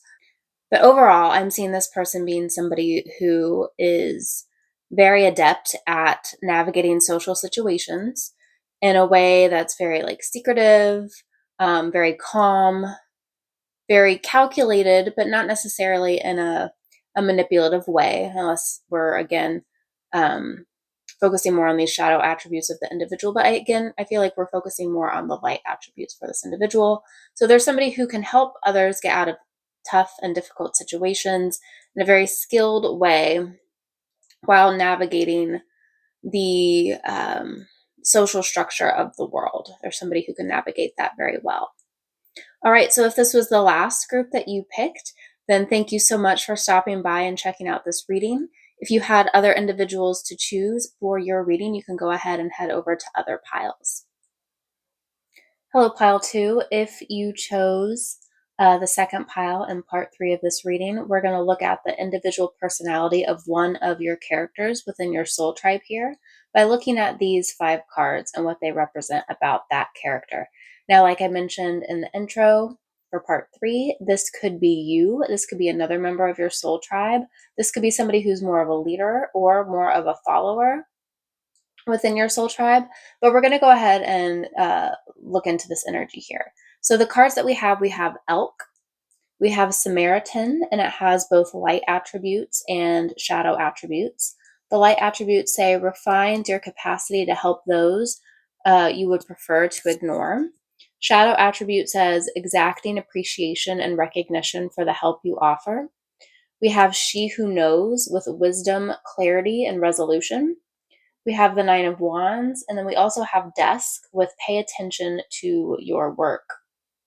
So, what I'm feeling from this person's personality, and even before I get into that, I do want to note that there is orange, an orange color, and every one of these cards. Her hair is like an orangey color. We've got the Nine of Wands, and even this desk kind of has like an orange undertone to it. So there is orange in each one of these cards. So the sacral chakra might be significant here. Somebody who very deeply feels emotions.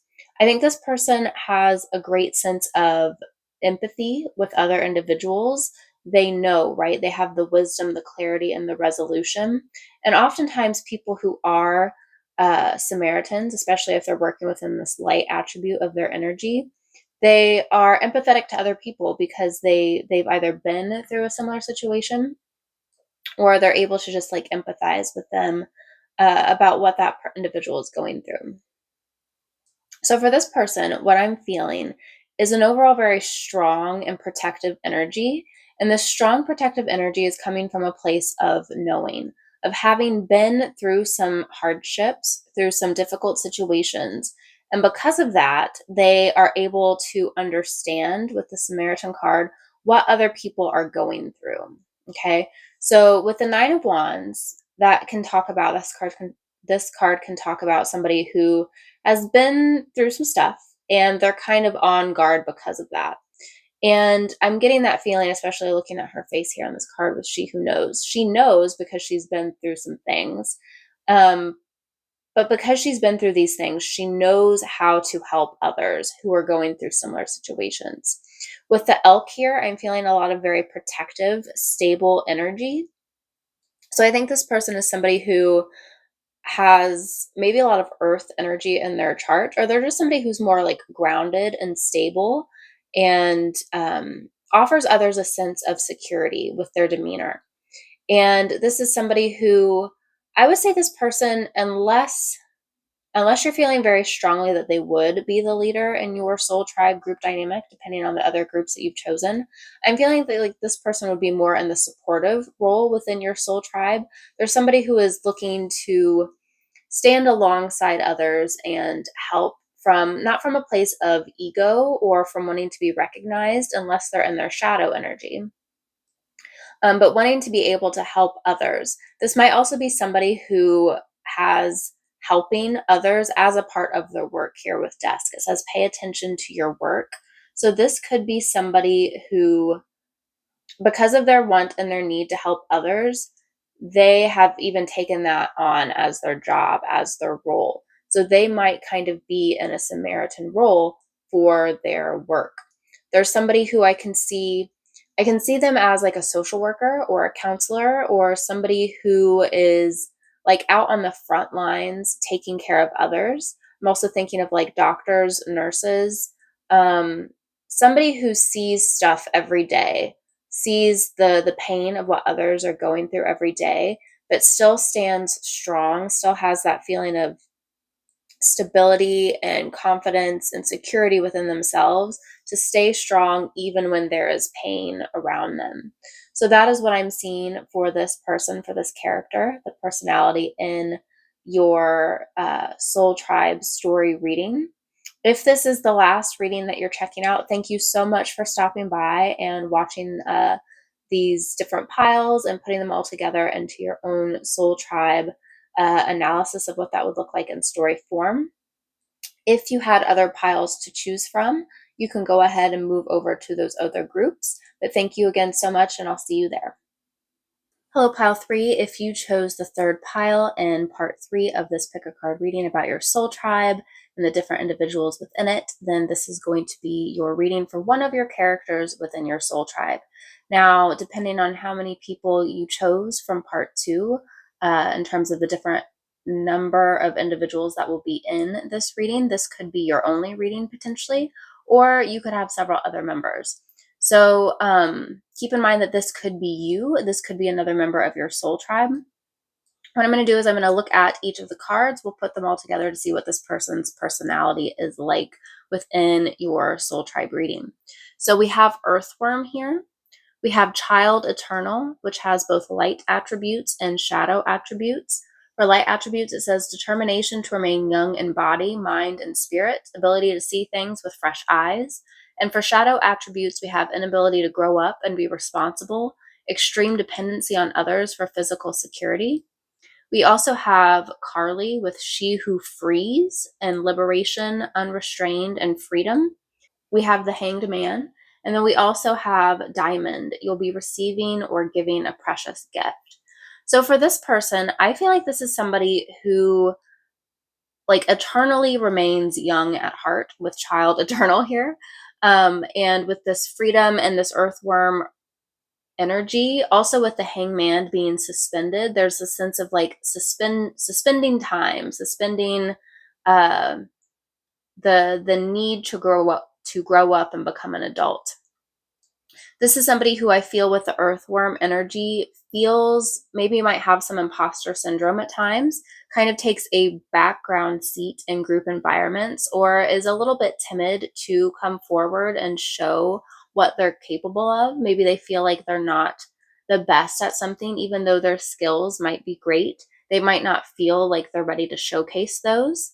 This might also be somebody who, even if they're not reluctant to come forward with the skills that they have, or to speak their opinions, they still might be kind of childlike in their expression of them. With the light attributes, it says determination to remain young in body, mind, and spirit, ability to see things with fresh eyes. Like I said, this is somebody who is very in touch with their inner child, has never really lost that sense of childlike wonder.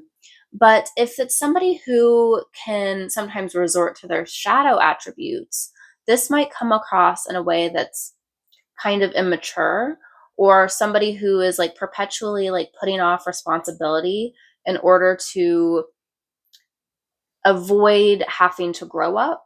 Again, with this Hanged Man card, we have that suspended energy, somebody who kind of feels like stuck within time in a way, and who isn't progressing, isn't moving forward. Now, this isn't to say that, especially if you've chosen this as your group, this isn't to say that like you're somebody who is immature, but there is that propensity to maybe fall into that more shadow aspect of the personality. With She Who Frees, liberation, unrestrained, and freedom, we get that this is somebody who doesn't want to be shackled by the chains of society. There's somebody, again, who's very in touch with their inner child and what their inner child wants them, the dreams that they had as a child of what they wanted to become and do in this life with this mission that they have. And they see the rules of society as a restriction to that, something that restricts their freedom, and them being able to take action on what they came here to do. And for a lot of the individuals who are in this group, that's to play, that's to have a good time, that's to engage in the childlike wonder that we can experience in this world, in this reality. But it comes at a price of sometimes not being the most responsible. With you'll be receiving or giving a precious gift, this could be somebody who, I'm seeing this go one of two ways, and it could apply in both ways as well. It could be somebody who, because of their childlike spirit, they are able to free others. Maybe they give this as a precious gift to others, that they can see a different perspective, because we do have this inverted Hanged Man energy. They are helping to free others by remaining true to themselves and remaining in this childlike innocence and wonder. So they might be giving others a gift in terms of their perception of how they see the world and the freedom that comes with that.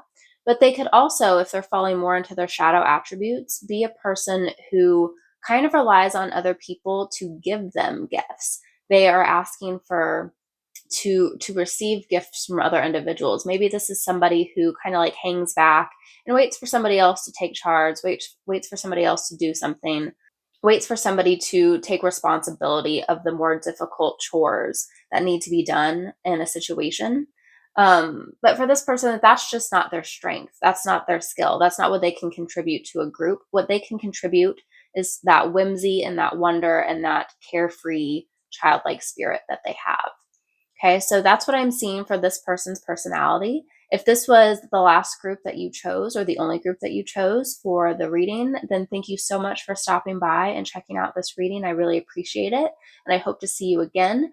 If you have other piles to go to, then you can go ahead and make your way to those piles right now. Hello, Group 4. If you chose the fourth pile and part 3 of this reading about your soul tribe and the different individuals within it and the dynamic amongst them, then this is going to be your group. So if you've chosen this group, this could be you. This could be another member in your soul tribe. But what we're going to do is we're going to look at the 5 different cards that came out, and then we'll get into what this person's personality is like. So we have Deer with the earth symbol here, earth energy. We have Artist, and the Artist card has both light attributes and shadow attributes. The light attributes say expressing a dimension of life that is just beyond the 5 senses, inspiring others to see life symbolically. For the shadow attributes, we have using talent as an excuse to mistreat others, posing as the starving artist to elicit pity. For this card here, we have She Who Doubts with fear, wariness, and trust. We then also have the Knight of Cups, as well as Cain. Pay attention to your health. So if you've chosen this group, this is somebody, whether it's you or somebody else in your soul tribe, who has a very gentle, soft, beautiful energy to them, that can maybe sometimes be taken advantage of, or they might sometimes feel like they don't really fit in with this society and this world. That can be very harsh. Their energy is so gentle with the deer here, and then the Knight of Cups is somebody who's like deeply in touch with their emotions, and we can even get that sense from the person depicted on this card here. We also have She Who Doubts.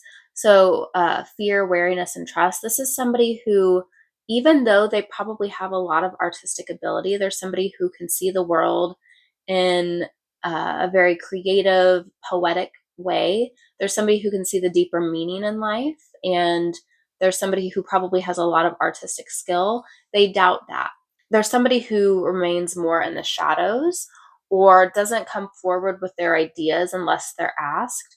There's somebody who maybe, because they are always trying to be there and lend an ear for others, or because they are just so gentle in such a harsh world, they might have some health issues here with Cain. Pay attention to your health. The way that they take on the energy of the world could be kind of taxing to them, and they might have to retreat from it quite often. This person, I would say, definitely would be an introvert and would probably not be the leader of a group if you chose a group in part 2 that has a leader within the dynamic. I don't think this would be that person. But there's somebody who is deeply and they can really understand what other people are going through, but they probably stay away from other people most of the time, because I don't think this person has boundaries in terms of keeping another person's emotions separate from their own. It can probably be very difficult for this person to determine when something that they're feeling is their own emotion or energy versus somebody else's. And so even though I think they're very empathetic and they're very kind to others, I think they also try to avoid others, because it just feels like too much to be around other people all the time, because they can't distinguish another person's emotions from their own unless they really build that aspect of themselves. This is somebody who, when they're in their power, has an amazing ability to express things in a way that other people can't typically. Somebody who's very artistic, like I said, very poetic, has a very unique perspective on life. But this is somebody who, when they're in their shadow attributes, can maybe not take advantage of others, but can take advantage of the perception that others have of them, of being somebody who is like weak and not somebody who can like take care of themselves. They might, when they're feeling not in their power, allow others to take care of them in a way that can have kind of an unhealthy dynamic or power of or balance of power. But again, that's just for those who are in the shadow attributes. For most people, they're in the light attributes. And so overall, this is somebody who is very artistic, very creative, very in tune with nature and themselves and other people's emotions. And because of that, they can express some very beautiful things in the world that other people, they don't often see. Okay, so that's what I'm seeing for this person. If this was the last pile that you have chosen for this reading, thank you so much for stopping by. I appreciate having you here. If you had other piles that you needed to check out, you can go ahead and head over to those piles.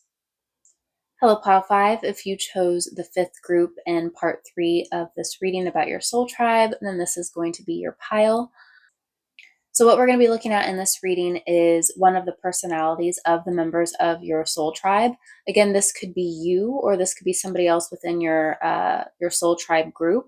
I talked about in part 2 the dynamics of some of the groups and how some of the groups have a leader within them, or somebody who has more of like an active energy within the group. I feel like for this group, if you chose this group, this could potentially be somebody who is more of a leader of a group, but it could also be somebody who is more of like a follower or a supportive energy. So it could go either way. So I'll let you choose which way that goes for you and the group that you've chosen. This could also represent you, or it might be somebody else within the group. But what we're going to do is we're going to go ahead and look at the 5 cards and then get into how they represent this person's personality. Hopefully you can see okay. My light I need to charge it. It did stop working. So hopefully the light from the window is enough for you to be able to see the cards that we have on the table. But we have Horse here. We have Angel, which has both light and shadow attributes. The light attributes say helping those in need with no expectation of return. And then the shadow attributes say acting innocent or angelic to mislead others, falsely claiming to be in touch with angelic guidance.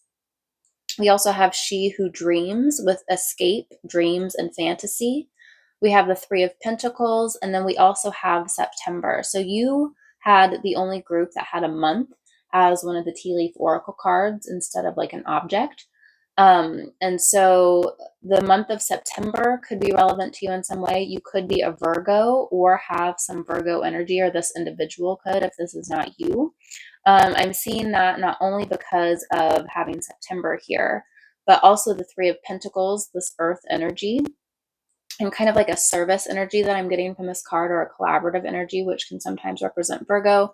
And then the angel energy as well is also kind of like, I don't know, somehow that's linking in with the Virgo energy for me.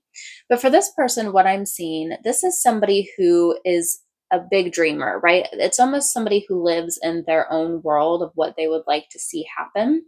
And they're a little bit separate from reality in that they might be somebody who kind of like escapes reality into a fantasy world, or given the context of your story based on part 1, if there were some more supernatural elements to your storyline, or if there are maybe creatures or individuals who are not humans within your storyline, then this could be somebody outside of like what we would consider the normal realm of reality, right? The normal bounds of what most of society considers to be reality. So this could be like a character within the story who actually represents like an actual angel, or it could be somebody who is like a fairy, or somebody who's not human within the realm or the plot line of that story, within the setting of that story, if that applies to the story that you chose in part 1. But if that doesn't apply, and this is somebody who is seen as like a human, then this would be somebody who is almost kind of off in their own little dream world. They're living in their own kind of reality. I use Harry Potter examples a lot, but this would be kind of like Luna Lovegood, right? She's like kind of living in her own world. And this would be somebody who's kind of like that in that way.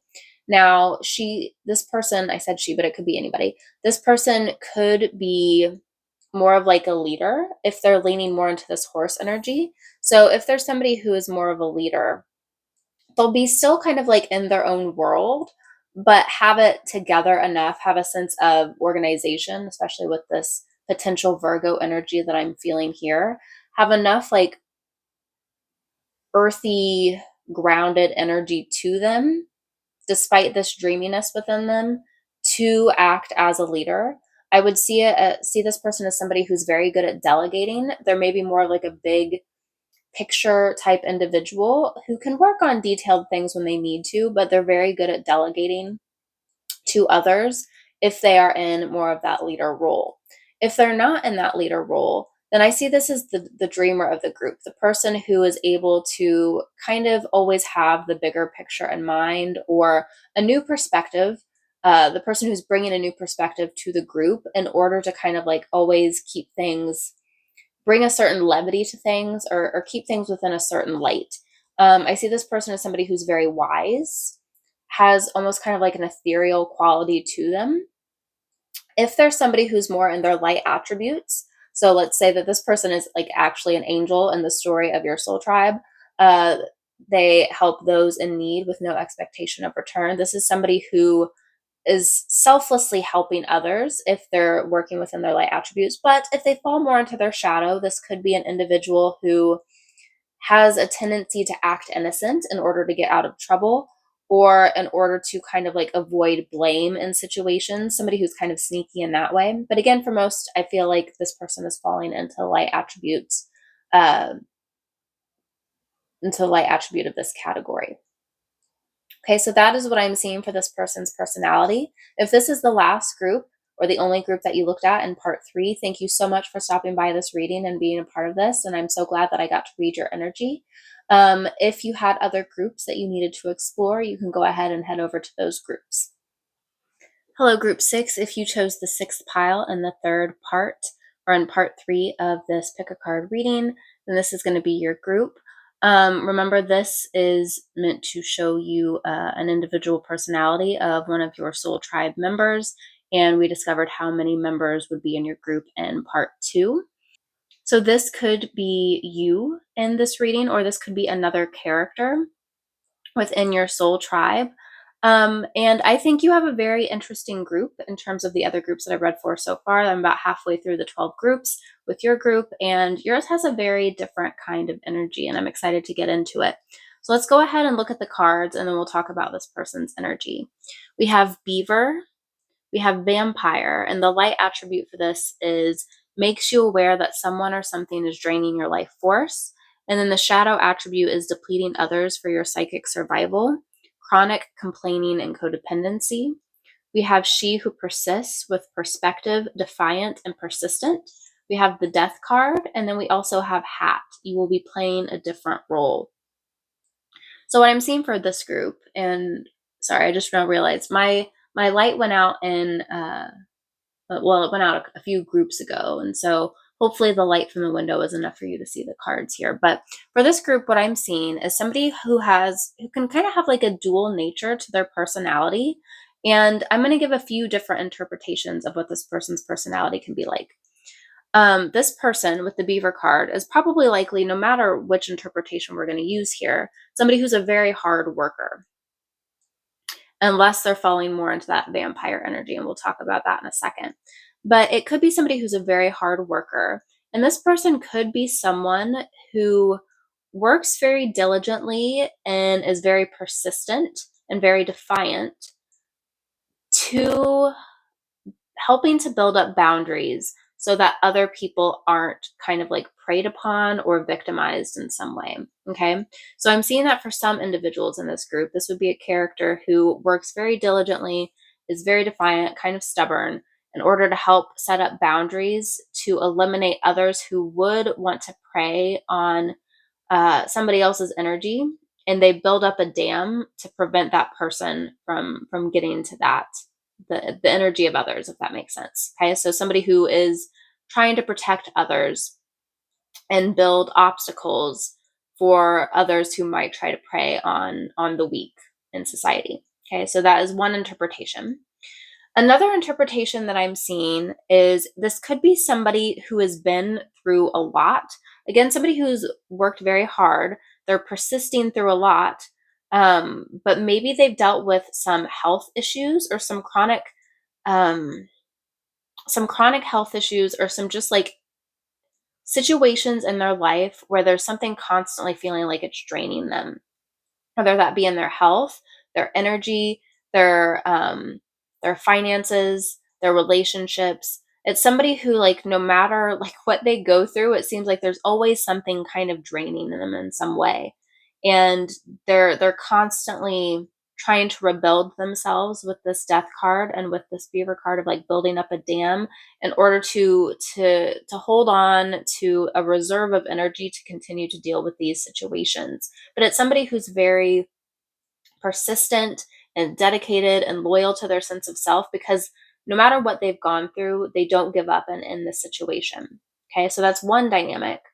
And then another dynamic that I'm seeing for this person is a little bit more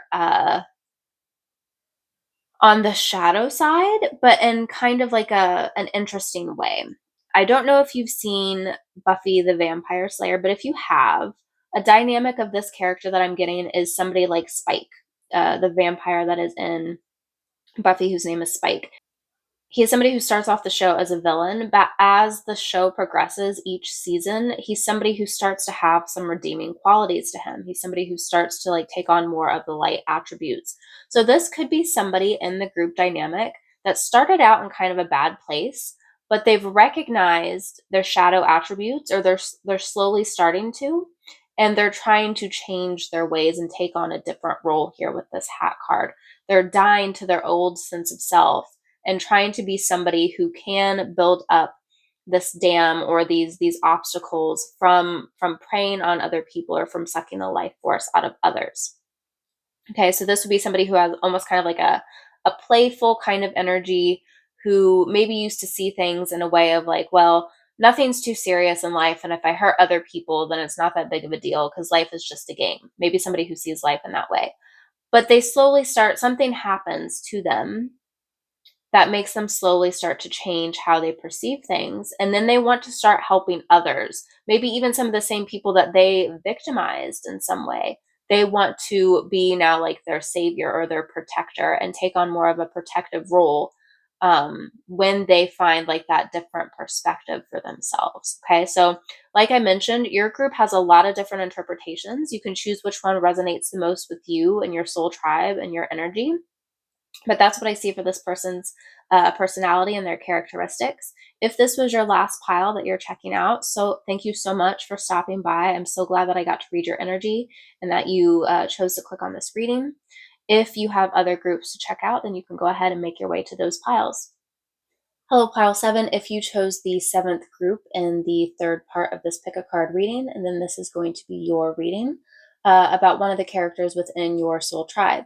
Now, again, like I mentioned in the intro for this part, this could be you, this could be another character within your soul tribe storyline. But let's go ahead and look at the cards, and then we'll get into what I see for this person's personality. Now, your group was the only group to get 2 cards for from this deck, and so they're a little bit more squished in here. And hopefully, you can see the lighting's not fantastic, but hopefully, you can see the cards here. All right, so like I mentioned, this could be you, this could be another person in your soul tribe, but the cards that we have are Tarantula, Engineer, which has both light and shadow attributes. The light attributes are ability to give creative energy a practical expression, talent for designing resolutions to common dilemmas. And the shadow attribute is reliance on mechanistic solutions without regard for emotional consequences. We also have detective, the light attributes being great powers of observation and intuition, desire to seek out the truth. And then the shadow attributes are voyeurism, falsifying information. We also have She Who Questions with Curiosity, Destiny, and Search, the Seven of Pentacles, and Horseshoe with Good Luck. So whenever I draw cards, it's always funny to me how some groups can come out with kind of a more diluted energy where the cards don't fit together super well. And then there can be other groups where like the way that the cards fit together is just perfect. And this is one of those groups. We have Engineer, Detective, and She Who Questions. And all of those energies just fit so well together for me. So what I'm seeing for this person is, let's go ahead and start with Tarantula. Now, when I first drew this card, I was drawing all the cards for all of the groups. And when I was drawing, I was doing so quickly initially. And at first, I just saw this as like a normal spider, not as a tarantula. And I was thinking about, in the context of Engineer, Detective, and She Who Questions, and especially the Seven of Pentacles. We'll talk about that in a second. But what I was seeing here was just a normal spider that builds like a web and tries to like, it sets up like this framework in order to catch what it wants, and it can wait there patiently with the Seven of Pentacles, which is kind of what the Seven of Pentacles talks about. But then I realized that this is a tarantula, and I don't know if tarantulas actually build webs in the same way that like most other spiders do, but I still want to use that web analogy because it feels relevant to me. And so this is somebody who, with the Engineer and Detective and She Who Questions energy, there's somebody who is always in their mind. There's somebody who has like a very scientific lens through which they view the world. There's somebody who can kind of be in their own little world sometimes because they are so mind driven. Their world is mostly lived from like the mind space, from a logical place of viewing the world. There's somebody who can be a little bit, because they get so caught up in their ideas, a little bit out of touch with reality or with group members. But they have like an insatiable thirst for knowledge, for truth, for discovering things. They're super, super curious. They're also somebody who knows what they're trying to achieve or accomplish or learn or study, and they can set up that web in order to wait patiently for the results to come to them. With this horseshoe card here that says good luck, I'm seeing them. I already talked about how there's somebody who lives in their own little mental world, but I'm seeing them being somebody who it can be kind of distractible, kind of maybe not have the most common sense sometimes in terms of like how to survive in the world. Like I'm getting an image of like somebody like being so in their head about like an idea that they have that they just like walk out in the middle of the street in front of traffic. Somebody like that. But they're also somebody who has this good luck, this horseshoe energy, and it seems like no matter what they do, no matter what or what strange situation they get themselves in, because they're so caught up in their mind, like things always work out for them. It's almost like there's always something looking out for them to make sure that nothing ever happens to them and that they always stay safe. It could also be that they give off like an energy, like a tarantula is something that like not a lot of people want to be around. And I'm not saying that people don't want to be around this person, but they might emit this kind of air of distractibility that people don't even try to engage with. And so that could also kind of protect them from some situations of people who might try to prey on them in this state, this not a weak state that they're in, but this kind of distracted state that they're in. But because they give off this vibe of being so much in their own little world, even people who would want to prey on that just tend to like kind of ignore it and leave this person to their own devices. Okay, so I haven't really talked about this individual very much, but again, it's because the cards fit together so well that it brings up such a vivid image of this person's personality that I don't really have like a lot of different interpretations for it. So if this was your pile, then this describes you. If this was somebody another soul tribe member in your storyline, then this will represent that person. But this is what I'm seeing in terms of their personality. If this is the last reading that you're looking at in this part for this pick a card reading, thank you so much for stopping by and checking out this reading and allowing me to read your energy. If you have other groups that you wanted to look at, then you can go ahead and make your way to those piles. Hello, pile 8. If you chose the 8th group, then this is going to be your reading for this Soul Tribe Pick a Card 3-part reading. Again, in this part of the reading, we're looking at the individual personalities of each of the soulmates in your soul tribe. Just as a reminder, this individual could be you. They could be another person in your soul tribe. They could be somebody who takes up more of a leader role or somebody who has more of a passive role. Now, for your group, I am feeling more of a leader role uh, within this reading in terms of the cards that came out. Definitely more strongly than some of the other groups that I've seen. So I'm going to kind of read it more in that perspective, but of course, take what resonates. And if this doesn't fit with the other groups that you've chosen, then make it fit into that dynamic for your reading. But let's go ahead and look at the cards first, and then we'll get into how these cards fit together to describe your soul member's personality. So first we have Wolf. We have Warrior, which has both light and shadow attributes. The light attributes are strength, skill, discipline, and toughness of will, heroism, stoicism, and self-sacrifice and conquering the ego. For the shadow attributes, we have trading ethical principles for victory at any cost, indifference to the suffering inflicted on others. We also have She Who Changes with transformation, change, and enchantment. We have the Four of Pentacles and then Throne with position of authority. So like I mentioned before, this person, because we do have throne with position of authority, the wolf and warrior, I'm getting more of a leader energy. Now, this could be somebody who would sit on a throne, somebody who has that much authority, or it could be somebody who has authority in terms of being more of a warrior or a fighter or a soldier within the community or in the context of your soul tribe.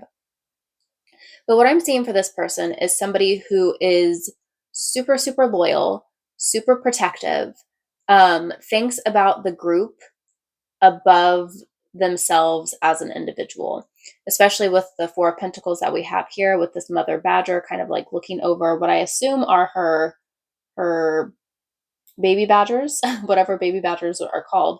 But this could also just be like the community of badgers, right? And this one is like looking over the others. With wolf, we get that sense of a pack and kind of like the sense of being a guardian to other members of a society or a group.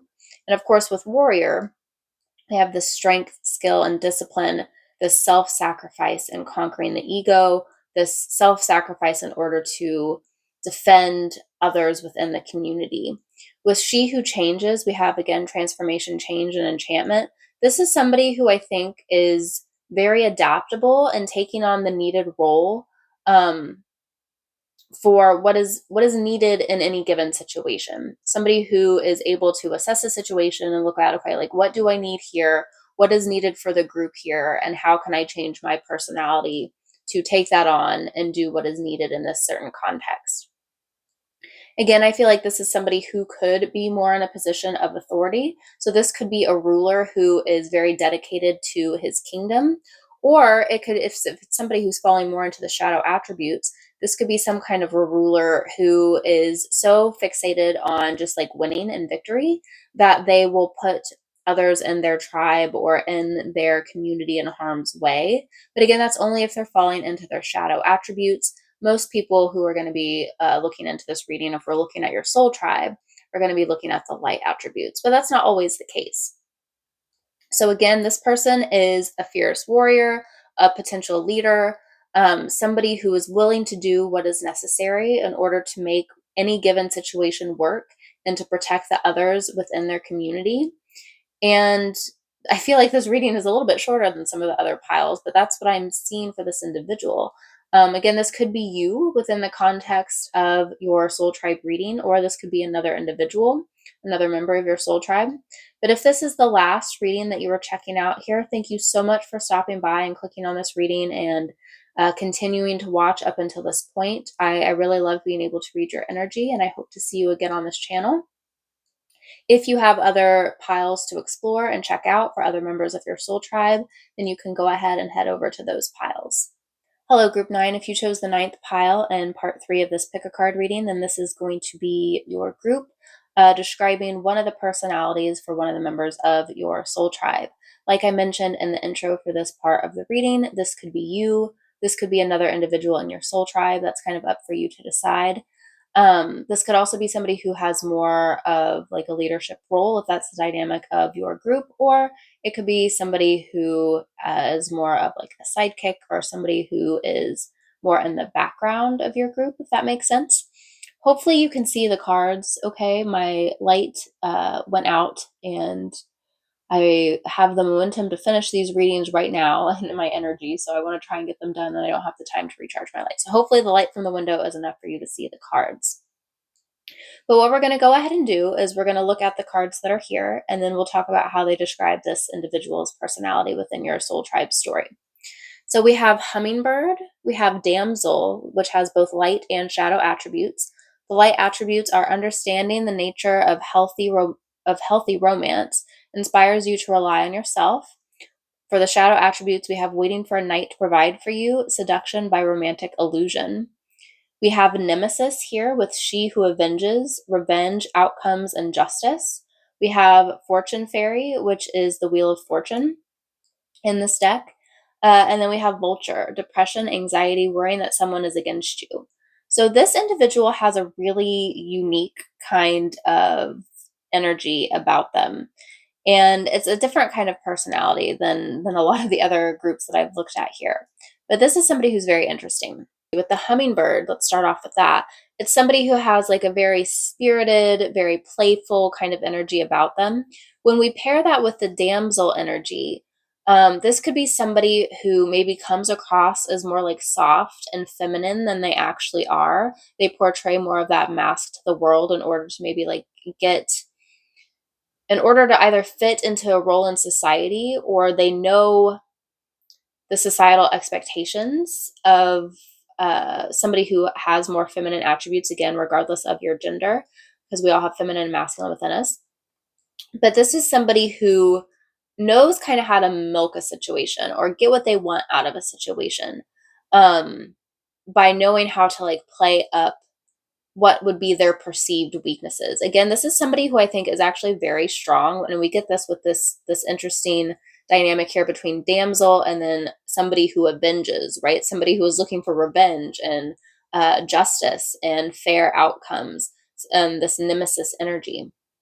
And so this is somebody that I could see being almost like a secret assassin, or somebody who like is like in a spy movie or storyline where they are going out and they're pretending to be somebody who's like very kind and sweet and gentle, and somebody who maybe doesn't have like a lot of skills, but they're secretly this very skilled person who is very powerful and can play up certain roles in order to get what they want out of a situation. With the fortune fairy, again, this is kind of playing into this. This girl looks like a version of the girl in the damsel card, maybe when she's younger. So I'm getting this is somebody from who a young age realized that like how to get what they wanted out of a group of individuals, and from that young age were then able to carry that into their adulthood and kind of like play on this more innocent, um, childlike nature or more feminine nature of uh, needing help when they don't necessarily really need help. Okay, with vulture, depression, anxiety, worry that someone is against you, I feel like I feel like this isn't necessarily describing this individual, but the way that this individual uses their energy not against other people, but in a way that plays against expectations of others. Yes, I think that's the strength of this individual in this reading. They know the societal expectations that people pigeonhole others into, and they can use that almost against the person who has more stereotypical notions of what a person should be able to do or be or achieve. And they can use those notions that that individual is carrying against them in a way to help them get what they want in order to get justice out of a situation. So, this is somebody that I can see would be very nice and kind to just like normal everyday individuals. But if you're somebody who is being rude to other people, or you're not being kind, or you're taking advantage of others, then this individual knows how to use their softer side to kind of like trick you into doing something that will put you in your place if you're somebody who would takes advantage of other people. I hope that makes sense. And they can use this kind of like very bright, energetic, feminine energy against individuals who are going to characterize that in a very stereotypical way. I hope that makes sense. Okay, so again, this could be you, this could be somebody else within your group. If this is the last reading that you are looking at here for this pick a card overall, thank you so much for stopping by my channel and allowing me to read for you and sticking around to this point. I really, really appreciate it. If you have other groups to check out, then you can go ahead and make your way to those groups. Hello, Group 10. If you chose the 10th pile and the third part of this pick a card reading about your soul tribe and the individuals within it, then this is going to be your reading. I do want to apologize for the light. My main light that I used to kind of try and light the cards went out, and so we're just using natural light and some lamp light, but it's a bit hectic and crazy and chaotic, so I apologize for that. Hopefully you can see the cards okay. But I do think that it's interesting, and we'll get into this when we get into the cards, but I do think it's interesting that the card that's really in the light here is the moth, like a moth drawn to a flame, a moth drawn to the light. And we're going to talk about that and how that relates to the personality of this person in your reading. But let's go ahead and look at the cards, and then we'll get into that person's personality. Now, again, this could represent you. This could be another person in your soul tribe. This could be somebody who is more of a leader, or this could be somebody who is more of a follower in your group, but your group has that kind of a dynamic. Although I feel for your group, I feel like there have been two groups that have stood out in terms of like probably having a leader type of energy, and this is one of them. And so the cards that we have for this group are Moth, Queen, which has light and shadow attributes. The light attributes are radiates the regal feminine, uses her benevolent authority to protect others. And then the shadow attributes are becomes arrogant when authority is challenged, controlling, and demanding. And I think it's interesting that, again, the way that the light is coming in, the light is over the light attributes of the Queen, and there's still shadow over the shadow attributes for the most part. Hopefully the way that the light is like changing there is not too crazy. Let me see if I can lower the blinds a bit and see if that helps. Okay, I can't tell if that is helping or if it's made things worse, but hopefully it is a bit of a help for you to be able to see the cards without that light shining in and like flickering all over them. We also have gossip with light attributes awakens consideration for the feelings of others and honoring trust. And the shadow attributes being thrives on the power of passing on private or secret information or betraying confidences. We have she who nurtures with empathy, gentleness, and insight. We also have the emperor and then casket with someone going out of your life or the end of a situation. Again, like I mentioned, I feel like this is somebody who has more of a leadership role. It's somebody who knows how to use it's somebody who knows how to use social situations, or they know how to navigate social situations in such a way where they can maintain a sense of power and protection for others. Now, this is kind of an interesting dynamic. If you are at all drawn to group 9, you might want to check that group out, because I'm seeing this as kind of like the opposite dynamic of that group. In that group, we had somebody who kind of portrays this very like soft, sweet, innocent nature, when really they're like super like skillful and powerful and kind of like cutthroat in a way where they can like get stuff done. But they portray themselves, they almost like wear this mask of being more delicate than they are. And I'm getting the opposite dynamic with this group. I think with this group, she who nurtures empathy, gentleness, and insight, this card is showing somebody who, in their essence, is somebody who's very gentle and sweet and empathetic and just wants to nurture others. But they, with this queen card and gossip and the emperor, portray somebody who has would be in a position like a queen. I think this is somebody who is in a position of authority, and they know because they have that role, they have to kind of portray what that role should, or how people feel that role should be portrayed, if that makes sense, which would be with a lot of power and authority. And so even though this person I think is somebody who's like very kind and gentle and sweet and soft in nature, there's somebody who tries to portray a harder outer shell with this queen energy, um, and this emperor energy. Okay, so this could be somebody who is in a relationship and is like almost kind of like a power couple. They're both in a position of power, or this could be somebody who is very much in touch with both the feminine and masculine sides of their personality. With moth and gossip, I'm getting a kind of similar feel here with these cards. With moth, a moth is drawn to the light, right? It's drawn to the flame, sometimes against its own um, sense of being able to protect itself, right? Sometimes it's not good for the moth to be drawn to the flame or to the light. And I feel like gossip is kind of similar. Gossip is something that can pull people in. It can unite them around like this kind of like shiny flickering thing that's like attracts people in because they want to hear about it, but it can sometimes be detrimental to themselves or other people to get involved with that kind of an energy.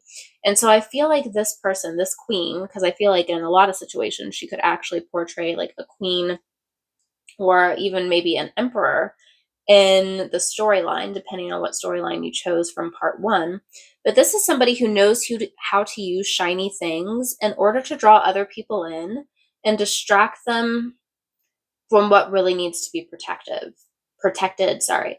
She's somebody who's very nurturing, but because she's in this position of power and authority, she's probably brought up against a lot of people who want to use that power and authority to get her to do certain things that are going to hurt other people and to distract those individuals, people who maybe have a more sinister vibe to them, or somebody who are looking to use others. She draws them in with shiny gossip in order to kind of like suss them out, to figure out like who is going to be drawn to this light, this shiny thing that's not really uh, of the light. It's not nurturing others. It's bringing others down, this gossip.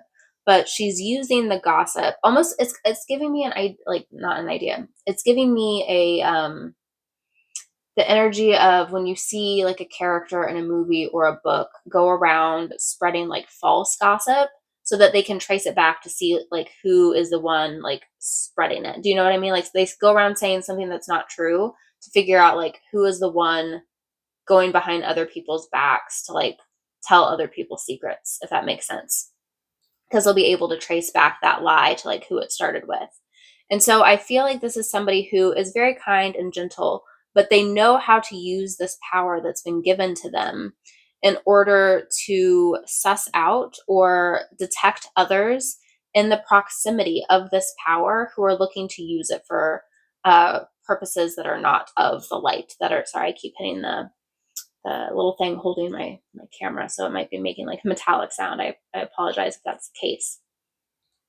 With this casket card, someone going out of your life at the end of a situation, I think this is once this queen, this person finds the individuals who are looking to prey, they're looking to like be drawn to this light of power to prey on other individuals. Once she identifies them using like her skills of tracing back this gossip to like who she originally told this lie to figure out who they were, she removes them from the situation. This is somebody who is trying to identify those who want to take advantage of power, use their power or their proximity to power to hurt others or take advantage of others. And she's able to identify these individuals and then remove them from a situation so that they can't hurt the people that they're looking to hurt, if that makes sense. Okay, so this is the personality that I'm seeing for this member of your soul tribe, whether it's you or another individual. If this is the last reading that you're looking at in this reading, thank you so much for stopping by and watching up to this point. I really appreciate it. I really am glad that I was able to read your energy and work with you here. If there was another group that you were wanting to check out, then you can go ahead and make your way to that group.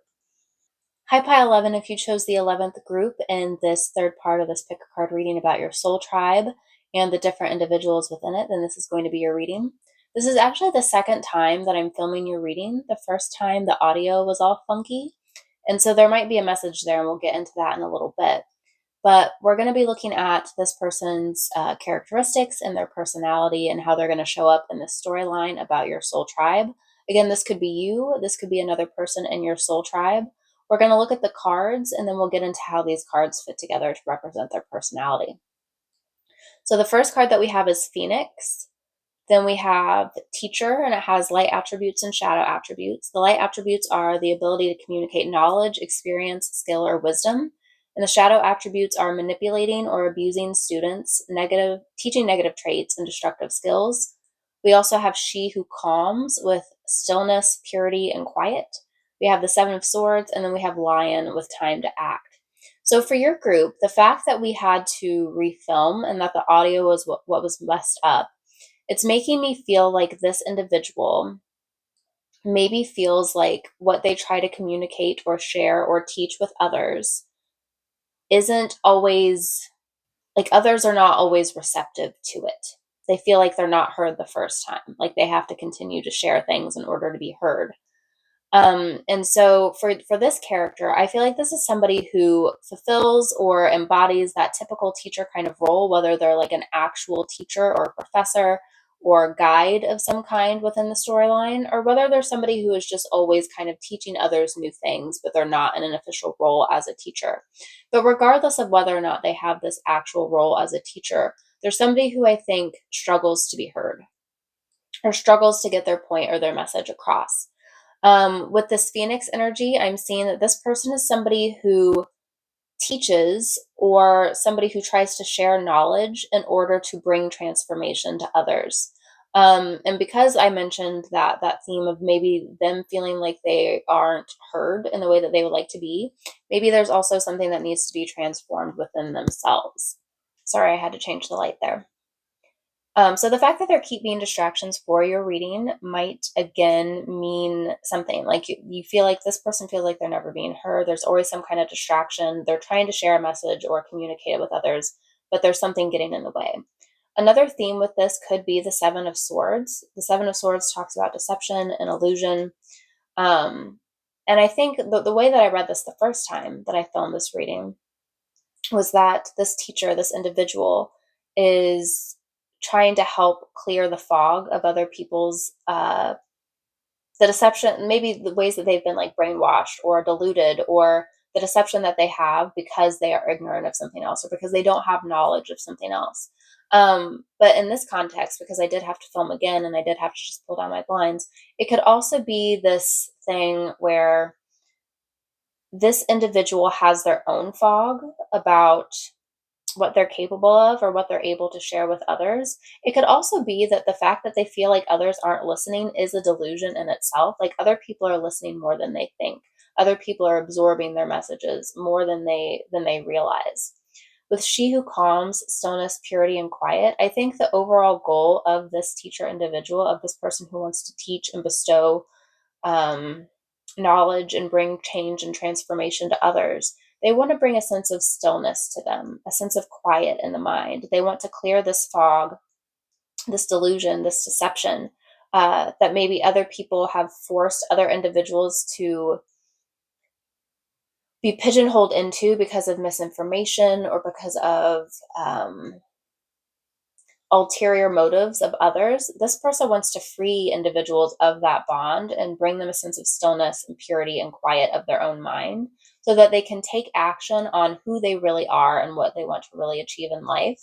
And I think really this person's main goal is to just bring transformation to others so they can act more from a place of an internal stillness and calm, and be more in touch with who they really are on a deeper level. So if this is your reading, this again might be you or another member of your soul tribe. If this is the last reading that you were checking out, thank you so much for stopping by and making it to this point in the reading. I really appreciate being able to read for you, and I'm so glad that you were here. If you had another reading that you wanted to check out, you can go ahead and make your way to that reading. Hi, Group 12. If you chose the 12th pile in this third part of this pick a card reading about your soul tribe and the different individuals that make up that soul tribe, then this is going to be your reading. I do apologize for the lighting. It is not the greatest right now, but hopefully you can see the cards. Keep in mind that this could be you within the context of the reading about your soul tribe and the storyline for it, and the dynamic of like how the different individuals interact together, or this could be another member of your soul tribe. But what we're going to do is we're going to look at the cards, and then we will get into how they represent this person's personality. So to start off with, we have the cheetah. We have Knight, which has both light and shadow attributes. The light attributes are loyalty, romance, and chivalry, a love of honor, and the shadow attributes are allegiance to a destructive ruler or principle, or romantic delusions. We also have She Who Surprises, with surprise, discovery, and revelation. We have the King of Pentacles, and then we also have Feather, someone you know is undependable and insincere. So what I'm seeing for this person is kind of an interesting personality or dynamic within themselves. And I think at the heart of them, they are this King of Pentacles energy. They are somebody who wants to be highly dependable and reliable and there for others in a very secure, stable way. But I think they're on a path of growth and discovery. And I think what their soul is trying to achieve in this lifetime is becoming a more dependable individual, especially when we have Feather, someone you know is undependable and insincere. I think this is somebody who can come across as kind of like a player or kind of insincere, especially with this Knight energy here, somebody who is moving in between the light and shadow attributes of that, between being very loyal and chivalrous and trying to like honor others, and then going then to the shadow attribute of like having maybe allegiance to a destructive ruler or principle, or having romantic delusions. I think there's somebody who have romantic delusions about themselves in a way, because I think they, again, like I said, want to have or embody this King of Pentacles energy, be somebody who is very dependable and stable and somebody that others can rely on. But I think they have this image of themselves of already embodying this energy when they have some subconscious things that they're still working through. With cheetah and Knight, and then surprises, and then of course with this Feather about somebody being insincere or undependable, I feel like all of these together kind of give, like I said, almost like this player energy, somebody who moves very fast. They never really stay in one place for too long, is what the cheetah is giving me. With surprises, we've got surprise, discovery, revelation. I think this is somebody who is constantly discovering new things about themselves, and because of that, they're constantly on the move, and maybe moving from like the next, from one thing to what they see as the next best thing. for example. And because they're constantly finding out new things about themselves, they often leave other people behind because they have these new ideas, they have these new revelations, these new discoveries about themselves and things that they want to explore or achieve or do. But because of that, they don't have that stable foundation with others because they're constantly changing within themselves. And while that's not like a totally bad thing, if what they're wanting to embody is this King of Pentacles energy, then it's not totally congruent. Okay. So what I see for this person is somebody who has a very like lively, lighthearted energy, somebody that everybody gets along with, can get along really well with others, but the depth of their relationships isn't very, there's more of a shallow depth to their relationships. They keep things more on the surface level with others, but they're wanting to achieve that depth.